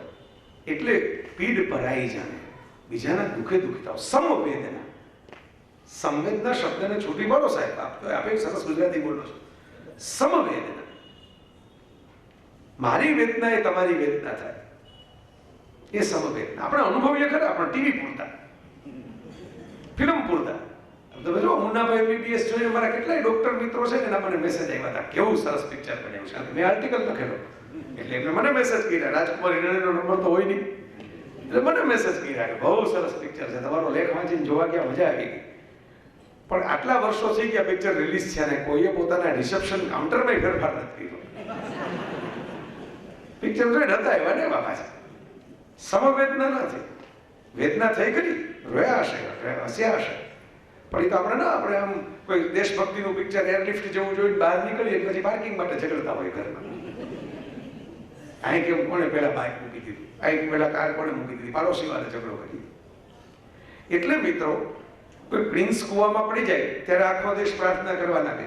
પણ આવા કેટલાય આજુબાજુ ખાડા આપણી નજર સામે છે, ત્યાં બધા પોતાનું વાન ટાળવીને જતા રહે, બીજાને જે થવું હોય જાય. જે દિવસે આપણી સમવેદનાની વૃત્તિ આવશે ને, પીડ પરાઈ જાણે રે, બીજાની પીડા તમારી પીડા થઈ જશે ને સાહેબ, તે દિવસે આ દેશની અંદર નાગરિક ક્રાંતિ આવશે. ત્યાં પહેલા નહીં આવે. ગમે એટલા ભાષણો કરો, ગમે એટલા પુસ્તકો લખો, ગમે એવા નેતાઓને છૂટો, નહીં આવે. આ પ્રજામાં હજી બીજાની પીડા પોતાની કરવાની તાકાત નથી આવી. એ જે દિવસે આવશે ને, જ્યારે જ્યારે આવી હતી, ગાંધીજીના જમાનામાં આવી હતી ક્રાંતિ થઈ, તમે જોઈ લો, જ્યારે જ્યારે આવી ત્યારે ક્રાંતિ થઈ. તો આ જે વાત છે, આગળની લીટી પહેલી છે સંવેદના, પીડ પરાઈ જાણવી, એનું નામ સંવેદના. પછી પર દુઃખે ઉપકાર કરે, બીજાના દુઃખ પર તમે ઉપકાર કરો છો. મન અભિમાન ના આને, પણ મનમાં અભિમાન નથી કરતા. જુઓ, ખાલી સંવેદના અનુભવીને કોઈ સરસ કવિતા વાંચીને આમ કરીને પછી છાપુ બાજુમાં મૂકી દો, એ સંવેદના છે. પણ સક્રિય થાવ, કશું કરીને બતાવો, સક્રિયતા કરો. બરાબર, એ બાજુમાં સુરત છે, એમાં મારા મિત્ર છે સવજીભાઈ વેકરિયા, તો એ અને કાનજીભાઈ બાલાળા બંને મિત્રો ત્યાં સારું સામાજિક આગેવાન છે. તો એ છાપામાં દર વખતે આ બધું સૈનિકોનું વાંચે, શહીદોનું, આનંદનું. પછી બધા સંવેદના તો આપણે બધા અનુભવીએ, બધા સલામી કરીએ, ફેસબુક પર ડીપી બદલાવી નાખીએ, કંઈક યુદ્ધ જેવી પરિસ્થિતિ હોય તો સૈનિકોના તિરંગાના ડીપી મૂકી દઈએ. હમણાં 26મી જાન્યુઆરીએ બધા મૂકશે. પણ કાકા આ સહેલું કામ છે ને, આમાં કંઈ કરવાનું જ નથી, આમાં ખિસ્સામાંથી એક નવો પૈસો કાઢવાનો નથી. આવા ડીપી મૂકનારા ઘણા મેં કીધું છે 5000 રૂપિયા આપણે હાલો આપી આવીએ, તો કે એ આપણે તારીખ ગોતવી પડશે ક્યારે બહાર નીકળવું હોય. પણ આ બે મિત્રોને એવું થયું કે આપણે એક ફંડ બનાવી અને કોઈ પણ ધર્મ, કોમ, જ્ઞાતિ, કોઈ ભેદભાવ, રાજ્ય, કોઈ ભેદભાવ વિના જે શહીદ થયા હોય સૈનિકો, એના પરિવારને દર વર્ષે બોલાવી અને લાખ રૂપિયા સન્માન પત્ર આપી. તો વિચાર કરો, આ થઈ સક્રિયતા. ખાલી સંવેદના તો તમને મને બધાને થાય છે, એટલે આપણે ફેસબુક ઉપર ડીપી બદલાવીએ છીએ. સંવેદના થાય છે એટલે પણ આપણે સક્રિય નથી થતા. આ બાબુભાઈ જેવા મિત્રો સંવેદના, તમને કોણ અહીં બેઠું છે જે ઊભું થઈને એમ કે નાના છોકરાઓ ભણે ઘરે રજલે મને કાંઈ ફેર નથી પડતો? કોઈ નહીં કે સંવેદના તો બધે જ છે, પણ સક્રિયતા આ લોકો પાસે. ચાલો આપણે કરીએ. એમને દાન દેવા માટેના અધિકારી આપણે ગણીએ તો એટલા માટે કે સક્રિય છે. તમે હું સક્રિય નથી થવાના, એ થઈ ગયા. પણ ત્રીજી લીટી એટલી જ મહત્વની છે, મન અભિમાન ના આને. એ એમને મળ્યા પછી હું કહું, એ પહેલા ન કેટલી સહજતા, સંવેદના હોય, સક્રિયતા હોય, પછી લોકોમાં કેવો અભિમાન આવી જતું હોય છે, લોકો કેવા ઉપર ઉઠી જતા હોય છે, એ મેં જોયું છે મારી નજર સામે. એની સંવેદના સક્રિયતા ખોટી નથી હોતી. આપણા ઘણા રાજકારણીઓએ શરૂઆત કરી હોય ને ત્યારે આમ જ કરી હોય છે. સંવેદના હોય, સક્રિય થયા હોય. આજે આપણે જેને કરપ્ટ પોલિટિશિયન્સ કહીએ છીએ એવા બધા ઉત્તર પ્રદેશ, બિહારના ઘણા નેતાઓ છે, એ મૂળ તો સમાજવાદી રાજકારણમાંથી આવ્યા હતા, ગરીબોનું કલ્યાણ કરવા માટે. પણ ધીરે ધીરે સહજતા ગુમાવી ગયા. સત્તા મળી એટલે સહજતા ગઈ. આ બધા મિત્રોનો મળ્યો, આ બધા અત્યારે મારી બાજુમાં બેઠા છે, મને હું આવ્યો ત્યારે ના પેલા પણ મળ્યો, ફોન ઉપર વાત થતી હોય, બરાબર. આ બધા સહજ મિત્રો છે. અમે કોઈ મહાન પરાક્રમ કરી નાખ્યું છે દુનિયામાં, અમે છાતી કાઢીને ઊંચા ચાલીએ, તમે બધા અમારો રથ 4 આંગળ ઊંચો ઉડતો હોય અને તમે બધા તુચ્છ માનવ પ્રાણીઓ છો, એવો ભાવ મેં એમને આંખોમાં કે એમને વર્તનમાં વાણીમાં જોયો નથી. એટલે મને એમ કહ્યું કે હું આ સંસ્થાને આજે અર્પણ કરું. સંવેદના પણ છે, સક્રિયતા પણ છે, સહજતા પણ છે. આ મહત્વનો મુદ્દો છે, પાયાનો મુદ્દો છે. મિત્રો, કંઈ દાન આપવા બધાની પોતપોતાની વ્યક્તિગત ચોઈસ હોય, જેની કેપેસિટી જેટલી હોય. કોઈ બાળક છે એની કેપેસિટી જુદી હોય, કોઈ કમાયેલી વ્યક્તિ હોય એની કેપેસિટી જુદી હોય. મૂળ વાત છે પ્રવૃત્તિની નથી, મૂળ વાત વૃત્તિની છે. સરસ મજાનો કિસ્સો છે, મને બહુ ગમે છે. જોય ઓફ ગિવિંગ કોને કહેવાય? આપવાનો આનંદ કોને કહેવાય? એનું ચેઇન રિએક્શન કેમ થાય? આપણે છે પ્રકૃતિ સામે જુઓ ને તો તમને ખબર પડી જાય. વૃક્ષ પોતાને જ કાપવા વાળી કુહાડી બનાવવા માટેનો હાથો પોતાના જ લાકડામાંથી આવે. આ પ્રકૃતિ છે. આપણે ફૂલમાંથી કંઈક અત્તર જોતું હોય ને તો ફૂલ આખે આખું ચોળી નાખીએ, કારણ કે મારે સુગંધ જોઈએ ફૂલની, મારે સ્વાદ જોઈએ ફૂલનો. ફૂલ પાસેથી રોજ જેને મધુરસ લેવાનો છે ને, એ મધમાખી કોઈ દિવસ ફૂલને નુકસાન નહીં કરે. તમે જોઈ લો, મધમાખી ઉપર ન ફૂલની સુગંધ ઓછી થશે, ન ફૂલનો રંગ ઓછો થશે, અને છતાંય મધમાખીનું મધ લઈને જતી રહેશે. આ સહજ પ્રકૃતિ છે. આપણે મધ લેવું હોય તો આપણે મધમાખીને જ ખતમ કરી નાખીએ, એનો મધ પણ જ નીચોવી નાખીએ. તો મિત્રો, આ જે કથા જે છે એ બહુ સરસ, આ પુષ્પની સુગંધની કથા છે. કે જેમ પુષ્પ છે એ તમે કદાચ ચોળી નાખો હાથમાં, તો ચોળાતા તમારા હાથમાં સુગંધ મૂકતું જાય. આ માનવતાની કથા છે. બે નાનકડા ભાઈ બહેન રમતા હતા, અને એક ગરીબ છોકરાઓ હતા. એટલે એની દુનિયા શું?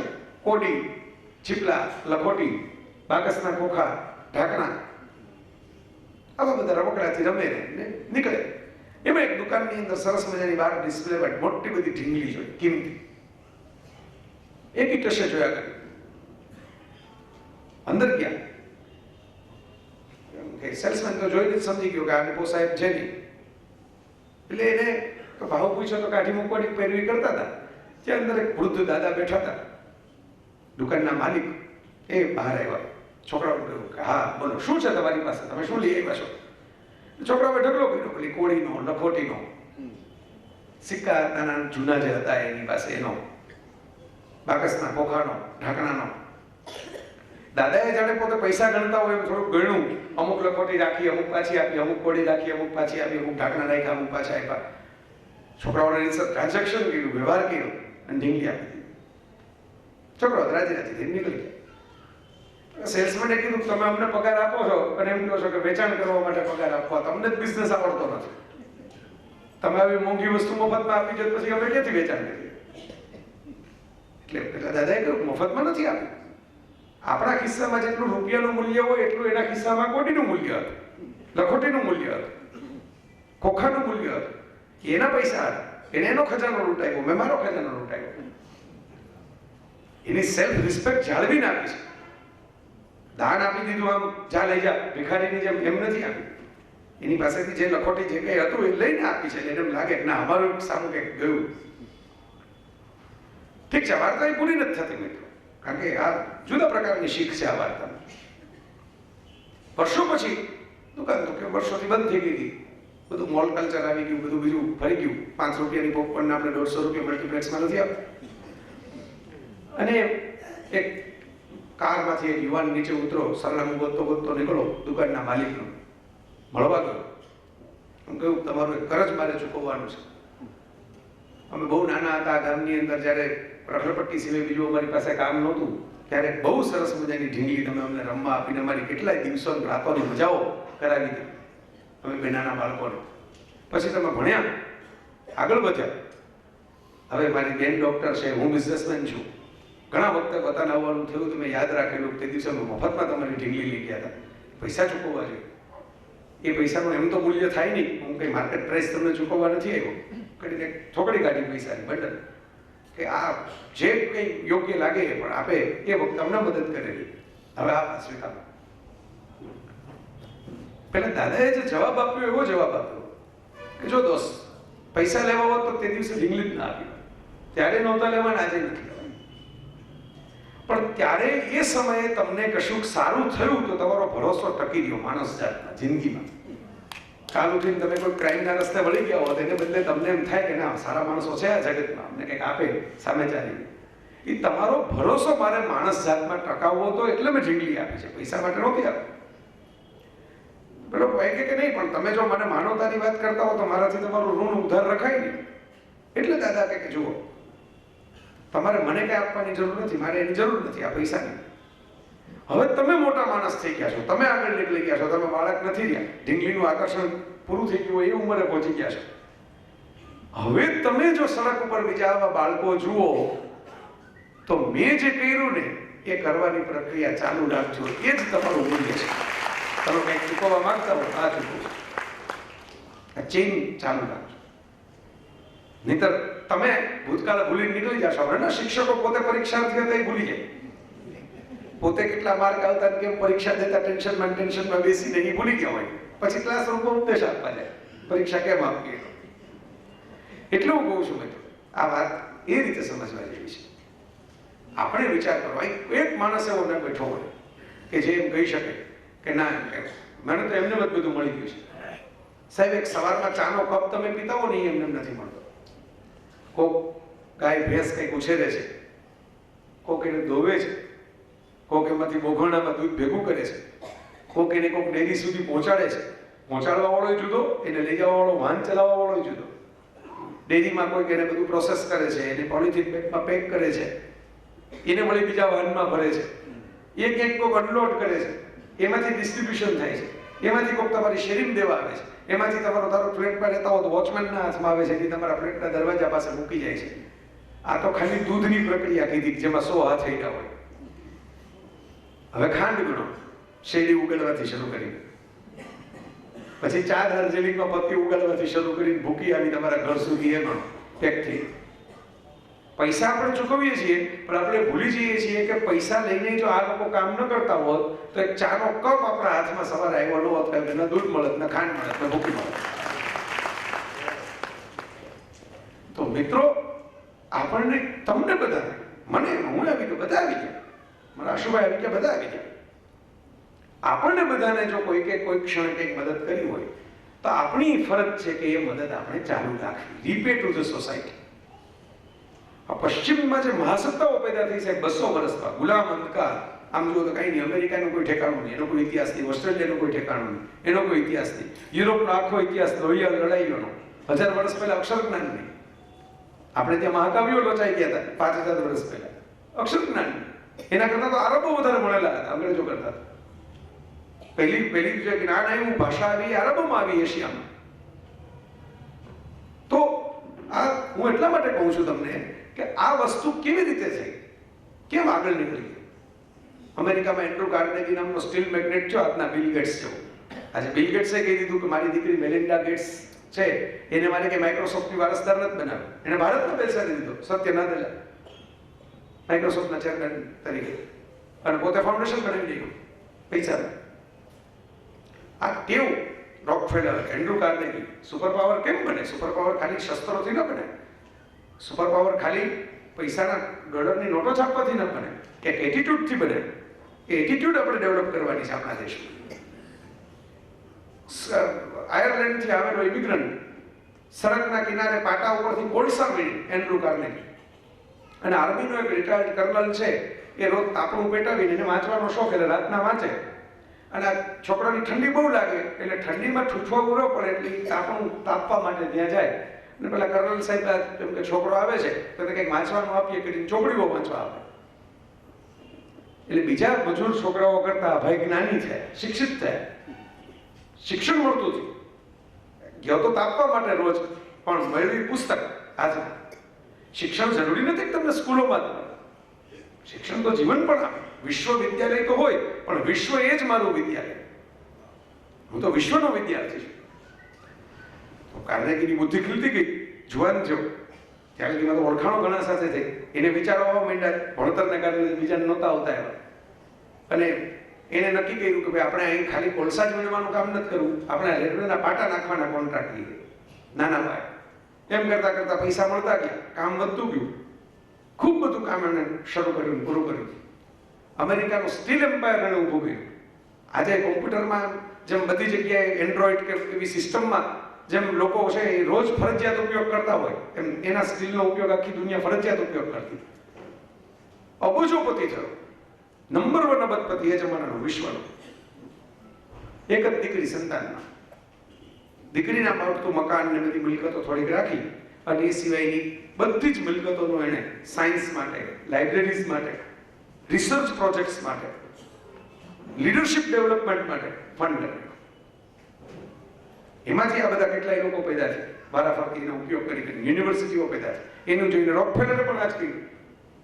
હરીફાઈ જુઓ, કેવી હરીફાઈ! દાન કરવાની હરીફાઈ, સમાજને બેઠો કરવાની હરીફાઈ, સમાજને ભણતો કરવાની હરીફાઈ. એન્ડ્રુ કાર્નેગી એમ કહેતા કે માણસે જીવનના પહેલા 33% જ્ઞાન મેળવવામાં, શીખવામાં કાઢ્યા. પહેલા 33%. પછીના 33% એ જ્ઞાનનો ઉપયોગ કરીને કમાવા માટે આપતા. કારણ કે કમાશો તો કોઈનું ભલું કરશો ને. દાન એ આપે જેના ખિસ્સામાં પૈસા હોય. એક ભિક્ષુક બીજા ભિક્ષુકને દાન ન આપી શકે. અને પછીના 33% જીવનના તમે જે જ્ઞાન મેળવ્યું છે, જ્ઞાન, અને જે કમાણી કરી છે એ કમાણી પછીની પેઢી જે સમાજમાં તમારી આવી છે એની સાથે વહેંચવામાં, શેર કરવામાં. આમ જિંદગીના 3 ભાગ પાડવા. અહીં આ પ્રવૃત્તિ થઈ રહી છે. જે કાર્નેગી મોડલ કરીને, વિઝન કરીને અમેરિકા માટે ડિઝાઇન કરી અને લોકોએ ફોલો કરી, અને એમાંથી મેં કીધું સુપર પાવરો પેદા થઈ. એ એક્ટિવિટી અહીં શરૂ થઈ છે. સલમાન ખાનના પિતા છે સલીમ ખાન, બહુ સરસ મજાના ભણેલા ગણેલા મૂળ તો લેખક સલીમ જાવેદવાળા, શોલે, દીવાર, વિશુલ શાન મારા સારા મિત્ર છે. અને એ ઘણીવાર કહેતા હોય છે એમની કથા કે આજે અમને અહીં કમાવા ખૂબ મળ્યું, ખૂબ આનંદ છે. કેવી રીતે? અમારા વડવાઓ તો અફઘાનિસ્તાનમાં ઘોડા ચારવાનું કામ કરતા. ત્યાંથી કે કુરાન શરીફની અંદર એમ કે મોહમ્મદ પૈગંબર સાહેબની કોઈ હદીસ કે કોઈ કુરાન શરીફનું વાક્ય એમના કાને પડી ગયું કે ઇલ્મ કે લીએ અગર ચાઇના ભી જાના હૈ તો જાઓ. ત્યારે અરબસ્તાનથી ચાઇના તો ચાલીને જવું પડતું, એટલે બહુ દૂર પડતું. ઇલ્મ, જ્ઞાન કે લીએ, નોલેજ કે લીએ. તો એ લોકો તો અભણ માણસો હતા, પણ એને એમ થયું કે આપણા છોકરાઓ છે અહીં તો ભારતમાં શિક્ષણ સારું છે, તો આપણે ભારત જાય અફઘાનિસ્તાનને. એટલે અમે બધા પઠાણો, એ અમારું કુટુંબ ચાલીને ત્યાંથી ભારત આવ્યું એ જમાના. અને પછી એના છોકરાઓ એ તો મજૂરી કામ કરતા, પણ એના છોકરાઓ થોડાક ડેવલપ થયા. પછી મારા જે પિતા હતા એ તો ભણેલા ગણેલા ઓફિસર થયા ગવર્મેન્ટ. એ જમાનામાં મારા માટે કલકત્તાથી સ્ટેટ્સમેન છાપું મંગાવતા. એટલે હું લેખક છું કે અંગ્રેજી સારું હોવું જોઈએ, સાહિત્યનું સમજ હોવી જોઈએ, એમ કરીને 4 દિવસનું વાસી છાપું આવે એ હું વાંચું. આજનું તાજું છે માની. એમાંથી હું ભણ્યો તો હું રાઇટર છું. રાઇટર છું તો મારી ફિલ્મો ચાલી તો બધા સાથે ઓળખાણ થઈ, કનેક્શન થયા, અને ચાલ્યું ઓળખાણ થઈ તો મારો છોકરો સલમાન ખાન છે એ ભારતનો સુપરસ્ટાર છે. કારણ કે નહીતર તેને જગ્યા કોણ આપે ફિલ્મ ઇન્ડસ્ટ્રીમાં? હેન્ડસમ છોકરાઓ તો રોજ આંટા મારે છે. બાંદ્રામાં 1000 જણા જ મળે તમને. મુંબઈ જાઓ બધા હેન્ડસમ જ લાગે, પણ બાપની ઓળખાણ હતી એટલે જગ્યા મળી. તો કહેવાનો મતલબ એમ હતો કે આખી આ ચેઇન છે, સિક્વન્સ છે, નોલેજ. કોઈકે શરૂ કરી યાત્રા ઘોડા ચારવામાંથી, તો એ યાત્રાનો અંત બહુ મોટા સુપરસ્ટારની અંદર આવે. આ ચેન શરૂ થશે. કોને ખબર કે તમે જેને ભણવા માટે મદદ કરો છો, તમે જેના માટે દાન આપો છો, તમે જે છોકરાઓને હેલ્પ કરો છો, એ છોકરાઓમાંથી કોઈ એક નવો આઈન્સ્ટાઈન પેદા નથી થવાનો. હુ નોઝ? કોઈ નવો લીડર પેદા નથી થવાનો, કોઈ નવો કલાકાર પેદા નથી થવાનો. યુ નેવર નો. અને તમે છાપાઓ વાંચો ને મિત્રો, તમને ખ્યાલ આવી જાય. છેલ્લી 5-10 મિનિટની વાત કરી હું સમાપન કરું. પણ તમે છાપાઓ વાંચો એટલે તમને ખ્યાલ આવી જાય મિત્રો કે મોટા ભાગના ક્રાઇમ 5-10-15 હજાર રૂપિયા જેવી રકમ માટે થતા હોય છે. કાંઈ કોકે ઉધાર આપવાની ના પાડી દીધી, કાંઈ કોકે પગાર આપવાની ના પાડી દીધી, કાંઈ કોકે એકાદો મોબાઈલ ચોરી લેવો છે, કંઈક એકાદું વાહન ચોરી લેવું છે, આવા ક્રાઇમ થતા હોય છે. તો એટલું ડિગ્નિફાઈડ રીતે માણસ જીવી શકે એટલું શિક્ષણ અને વાતાવરણ આપણે આપીએ તો આપણે જ વધારે સુખી સમાજ બનાવશું. અને એવું નથી કે લોકોને એની કદર નથી હોતી. મેમ થયું મોહમ્મદ યુનુસ બાંગ્લાદેશની અંદર વંચિતોના માનોતર નામનું આખું પુસ્તક લખાયું છે સાહેબ. એમણે એવી લોનની સ્કીમ કરી કે બધા મોટી મોટી લોન આપે, લાખો કરોડોની લોન બિઝનેસ માટે. સામાન્ય માણસ તો શું, પાપડ લેવાની લોનનું શું, બાજરો લેવાની લોનનું શું, લોટના દરણા દળાવવાની લોનનું શું, એની લોન લેવી પડે ને. ઘણા લોકો પાસે એ ન હોય, રોજે રોજનું ખાતા હોય. એટલે એમણે એવું એક મોડેલ બનાવ્યું કે 5,000ની લોન, 10,000ની લોન બહેનોને આપવાની, સ્ત્રીઓને, પુરુષોને નહીં આપવાની. પુરુષો તો દારૂ પીઠામાં જતા રહે પાછા. સ્ત્રીઓને 5,000ની 10,000ની લોન આપવાની. અને સ્ત્રીઓને છે ને એ તો આવડત હોય કેવી રીતે મેનેજ કરવું, ઓછા પૈસામાં પણ કેવી રીતે એના ભાગ પાડવા, એ જન્મજાત આવડત હોય. મલ્ટીટાસ્કિંગ બાય બ્રેઇન હોય. સ્ત્રીઓ હોય જ, સ્ત્રીઓના મગજમાં મલ્ટીટાસ્કિંગનું ડીએનએ છે, પુરુષમાં ના આવે. એક બાજુ દૂધ ઉકળતું હોય તપેલીમાં, બીજી બાજુ લંચ બોક્સ તૈયાર થતું હોય, ત્રીજી બાજુ બાથરૂમમાં પાણીની ડોલ ભરાતી હોય, ચોથી બાજુ કપડાં છે એની ઘડી થતી હોય. આ બધું તો 1 મિનિટમાં થાય રોજ સવારે. એટલે એમણે એક આખું એક સેગમેન્ટ ઊભું કર્યું, નાની લોન, સ્મોલ લોન. એટલે આ મોડલ છે એ ભારત વિકાસ જો આપણે ખરેખર કરવો હોય, સરસ, આપણે બધાને ગમે, મને તમને ગમે બુલેટ ટ્રેનમાં કોઈક આપણે બેસાડે તો આપણે સરસ ફટાફટ બેસીને મજા કરીએ. પણ હું અંગત રીતે એવું માનું છું કે આપણે ખર્ચ કરવાના કેન્દ્રો બહુ વધારીએ છીએ. નવી કોઈ પણ આઈટમ આવે તો ખર્ચ કરવાની છે. આવકના કેન્દ્રો જ્યાં લગી વધશે નહીં ત્યાં લગી દેશ મહાસત્તા નહીં બને, દેશનો અસલી વિકાસ નહીં થાય. દેશમાં આવક વધવી જોઈએ, અત્યારે તો ખર્ચ જ વધે છે. 5 નવી વેબસાઇટ ઊભી થાય, 5 નવા ખર્ચ કરવાના. મારા જેવો પુસ્તકનો શોખીન હોય 5 પુસ્તક મંગાવે એમેઝોન ઉપરથી. મેં તો ખર્ચ કર્યો ને. કમાણી ક્યાંથી થાય? હું જો જ્ઞાનના તેજમાં પડું તો કમાણી થાય. આ આપણો વારસો છે. એટલે ભારતમાં કહેવામાં આવ્યું અમૃતસ્ય પુત્રઃ. માણસ અમૃતનું સંતાન છે. તમસોમાં જ્યોતિર્ગમય લખેલું છે. બધાય જગતની અંદર આ વાત કરી. લીડ કાઇન્ડલી લાઇટ, આત્મદીપો ભવ, એજ્યુકેશન. કૃષ્ણ 16 વર્ષની ઉંમરે કંસને મારી નાખ્યો, મથુરા ઉપર એમને બેસીને રાજ કરત ને મજા કરત. હું ગોપીઓ ને બધા નજીક જ હતા વૃંદાવનમાં, લેર કરત, વાંસળી વગાડી. એને બદલે એમણે પસંદગી કરી કે હું સુદામાની બાજુમાં બેસીને પણ શાંતિપડીને આશ્રમમાં ભણવા જઈશ.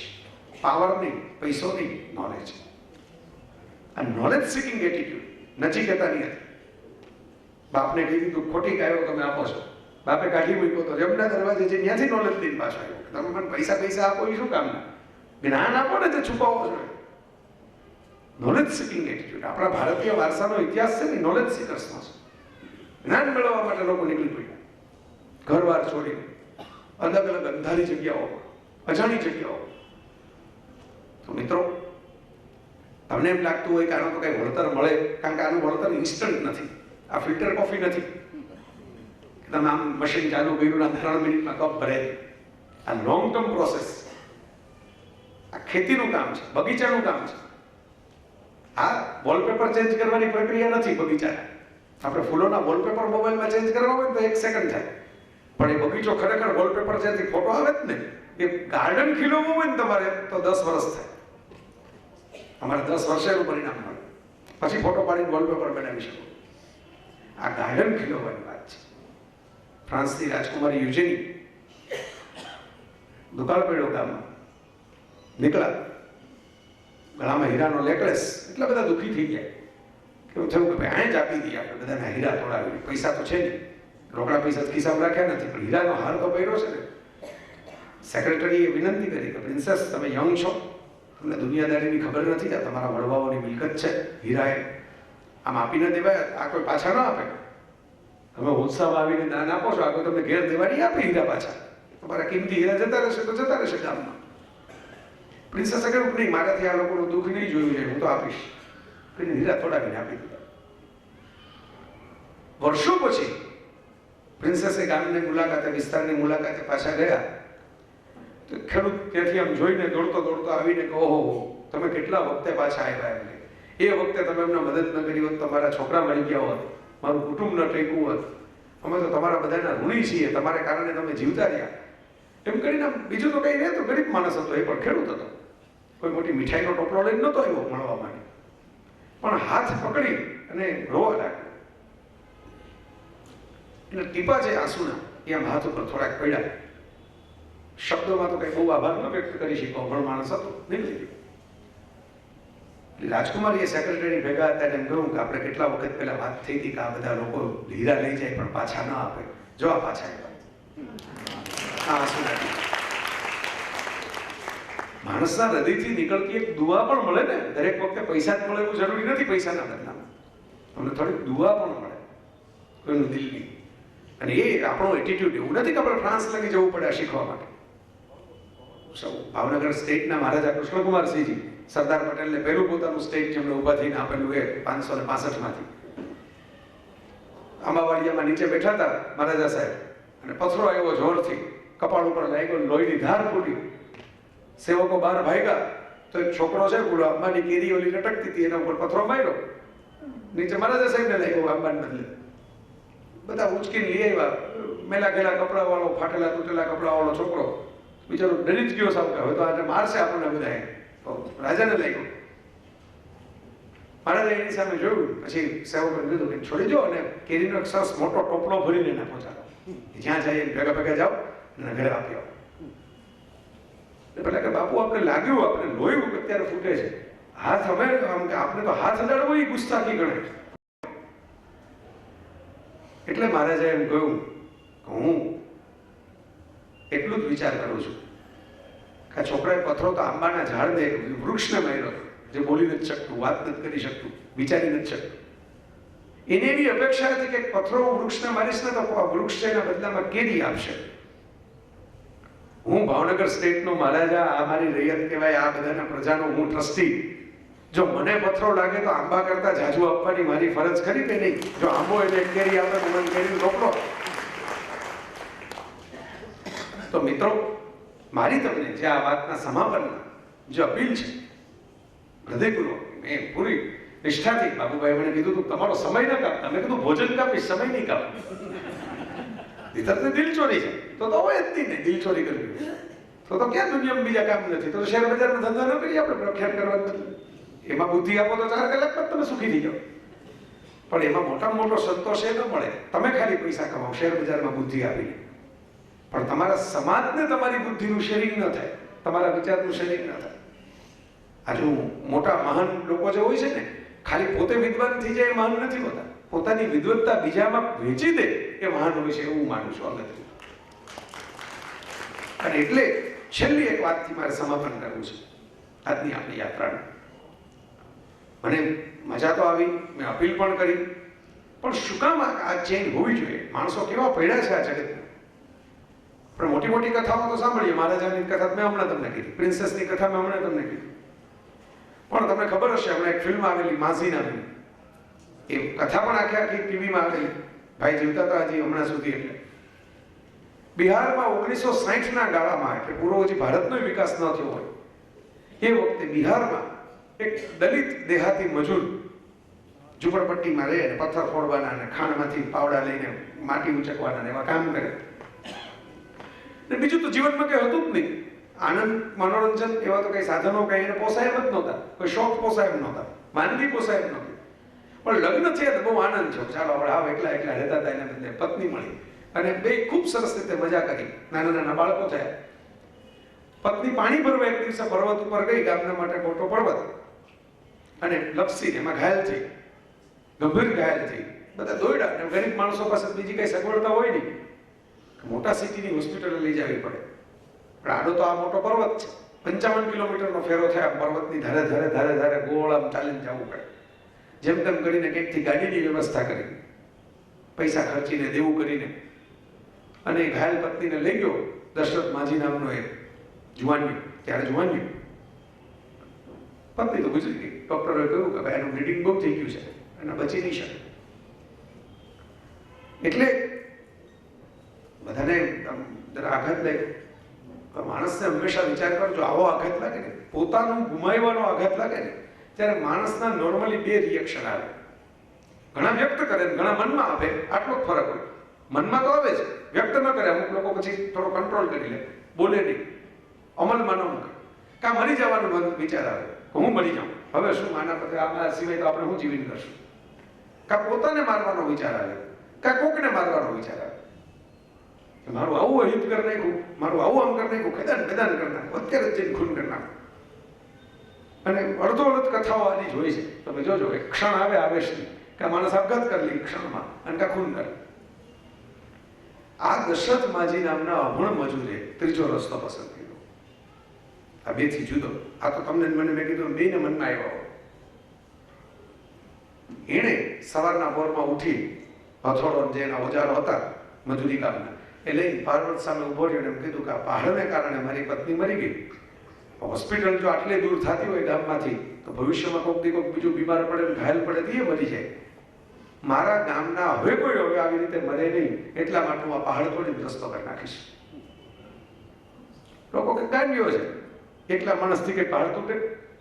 પણ એને તો હથોડા મારવાનું ચાલુ કરી દીધા. બે ચાર વાર તો કલેક્ટર પછી આટા મારી ગયા, જોઈ ગયા કે ભાઈ આમાં પડવા જેવું છે નહીં, આ તો કોઈક ચક્રમ છે. અને આપણે તો જ્ઞાન ટાવી ભલે ને એમને વપરાઈ જતી, પણ આમાં ક્યાં માથા કૂટવા પડવું. પણ 1 વર્ષ, 2 વર્ષ, 3 વર્ષ, 4 વર્ષ માણસ ટકી જ રહ્યો. અને ટકેલો 32 વર્ષે અંતે એને પહાડમાંથી આખી સુરત બનાવી. આજે રસ્તા ઉપર સરકારે પાટિયું મૂકેલું, દશરથ માજી પથ. 15 કિલોમીટરનો રસ્તો બનાવ્યો, 55 કિલોમીટર. સાચી બનેલી ઘટના છે, સત્ય ઘટના, અને અભણ ગરીબ માણસની ઘટના. હું ઘણી વાર તાજમહાલ મોટું પ્રેમનું પ્રતીક છે, ભવ્ય છે. મેં ફોટા પડાવ્યા ત્યાં જઈને. આખી દુનિયાના મોટા લીડરો આવે તો ત્યાં જઈને ફોટા પડાવે છે. પણ એ તો શાહજહાં પાસે પૈસા હતા, શાહજહાં કારીગરો બોલાવ્યા અને પૈસા ખર્ચા બનાવ્યો. બરાબર, પોતે નથી બનાવ્યો, જાતે કારીગરોને પૈસા આપીને બનાવડાવ્યો છે એની પાસે. અને પૈસા બીજા ના હતા, બાપ દાદાઓએ ભેગા કરેલા પબ્લિકના.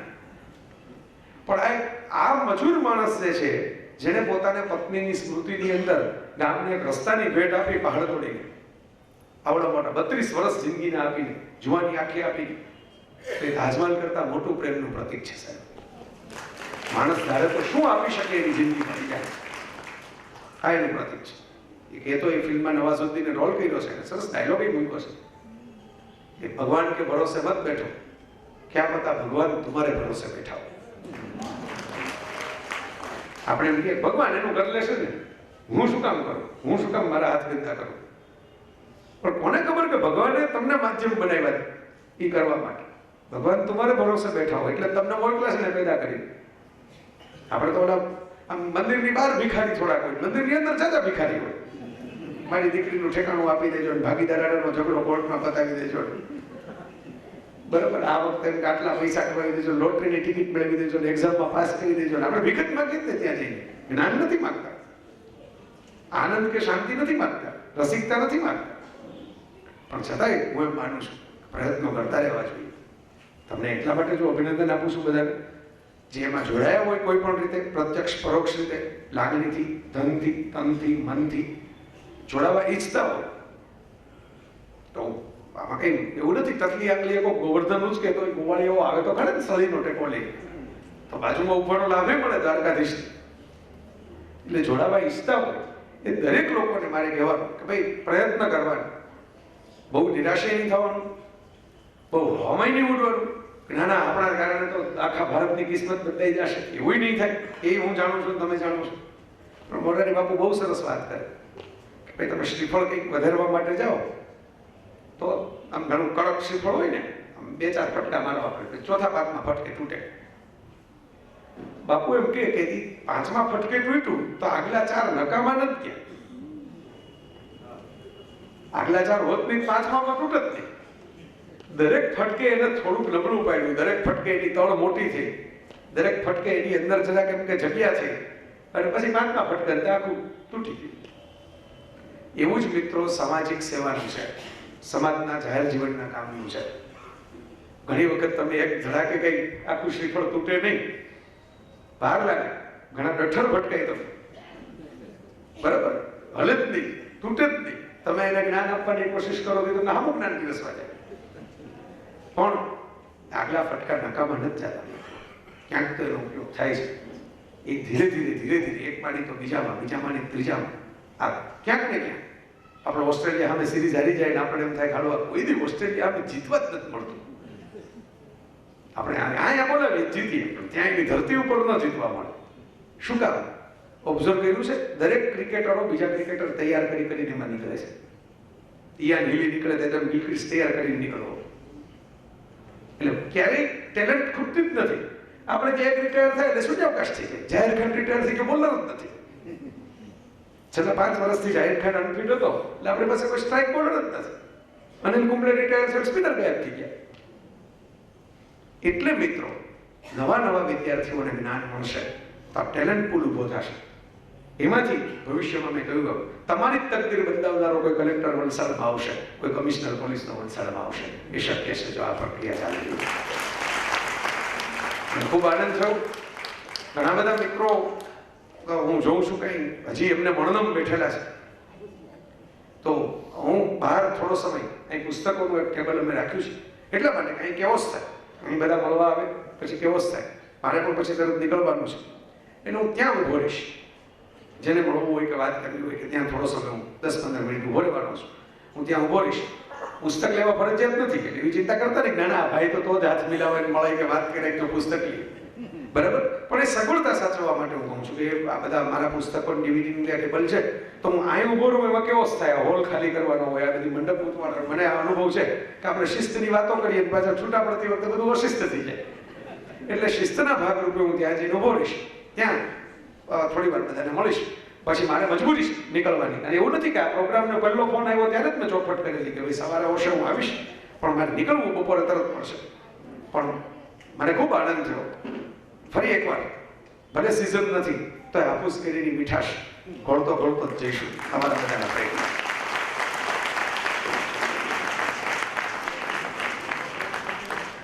હું શ્રોતા મિત્રોને વિનંતી કરીશ આપણે જગ્યા પર ઊભા થઈને એમને અભિનંદન આપીએ. સ્ટેન્ડિંગ હોય છે.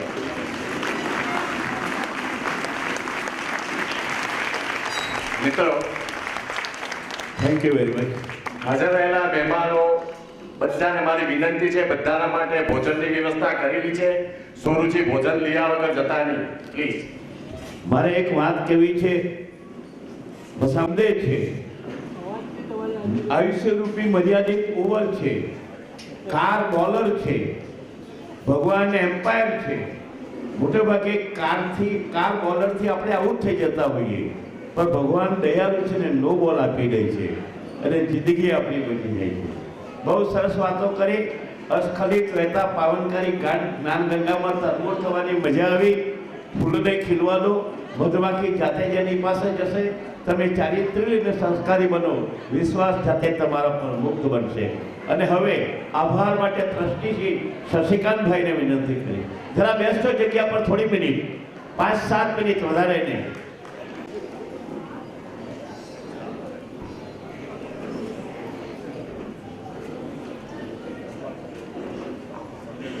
જયભાઈના અસ્ખલિત પ્રવાહની સામે હવે પછી કંઈ બી કહેવું ઘણું બધું કઠણ છે.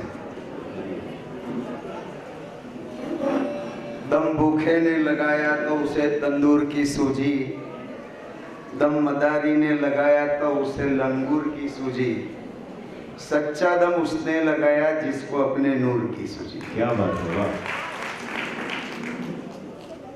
મલુકદાસજીને એકવાર એમ થયું કે બધા એમ કહે છે કે બધું કામ આવરું ભગવાન કરે, તો ખરેખર ભગવાન કરે છે કે કેમ એવો અનુભવ કરવા માટે એમણે પણ લીધું, જંગલમાં ગયા, એક ઘટાદાર વૃક્ષની ઉપરની ટોચ પર બેઠા. ત્યાં જઈને એવો સંકલ્પ કરેલો કે મારે એક પણ પૈસો સાથે રાખવો નહીં, અને મને મોઢામાં ખાવાનાનો કોળિયો આપે તો જ મારે સમજવું કે ભગવાન જેવી કોઈ વસ્તુ છે અને ભગવાન જ કામ કરે છે. તુરંત ત્યાં પહોંચ્યા. એક રાજા, તે સમયનો રાજાપાટનો સમય, એટલે રાજા ત્યાં આવ્યા. તે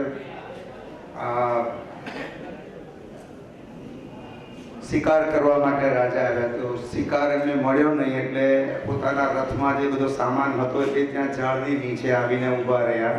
શેતરંજી પાથરી, સામાનમાં ખાવાનું કાઢ્યું, પાણી કાઢ્યું અને હાથ મોઢું ધોઈને જમવા બેસવાના. ત્યાં શિકારનો અવાજ આવ્યો એટલે તુરંત રાજા પેલું ખાવાનું ને પાણી ને બધું મૂકીને શિકાર કરવા માટે દોડી પડ્યા.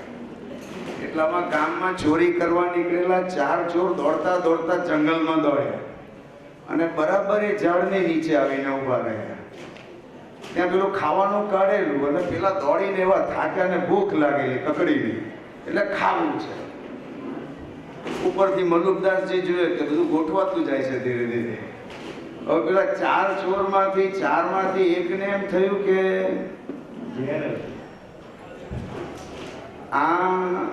આ ખુલ્લું ખાવાનું છે, ભાઈ એમાં ઝેર હોય તો આપણે તો મરી જતા રહીશું. વગર જો એ ખાધું તો ફટ દઈને ઇન્ફેક્શન થઈને અત્યારે મરશું. એટલે એક ચોરે એમ કહ્યું કે આ કોઈને ખવડાવવી જોઈએ ને, કોઈ ખાઈ લે તો પછી આપણે ખાઈએ તો આપણું કામ. હવે ખવડાવવું કોને? પેલા 4 તો ના પાડે, એ તો પોતે જ 4. એટલે પેલા આમ તેમ ખજવાડતા ઉપર ધ્યાન કર્યું. એટલે મલુકદાસજીને એમ થયું કે પાછું ગોઠવાતું જાય છે. આ તો પેલા કીધું ભાઈ અહીંયા જોડે અહીંયા. પેલું કે મારે નથી આવે, તમે હું મારે નહીં.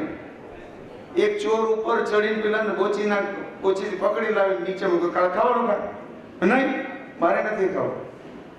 એક ચોરે મલુકદાસજીના મોઢામાં જોરથી કોળિયો નાખ્યો. એટલે ત્યાં મલુકદાસજી ઊભા લખી દીધું કે અજગર કરે ને ચાકરી, પંછી કરે ને કામ, દાસ મલુકા यूं કહે કે ભાઈ સબકા દાતા રામ. તેથી એનું નામ વિશ્વંભર કહેવાયું. બાપા, મારા ભાઈ બહેન બધું જ કામ કરી કરતો હોય પણ અમને નિમિત્ત બનાવતા હોય.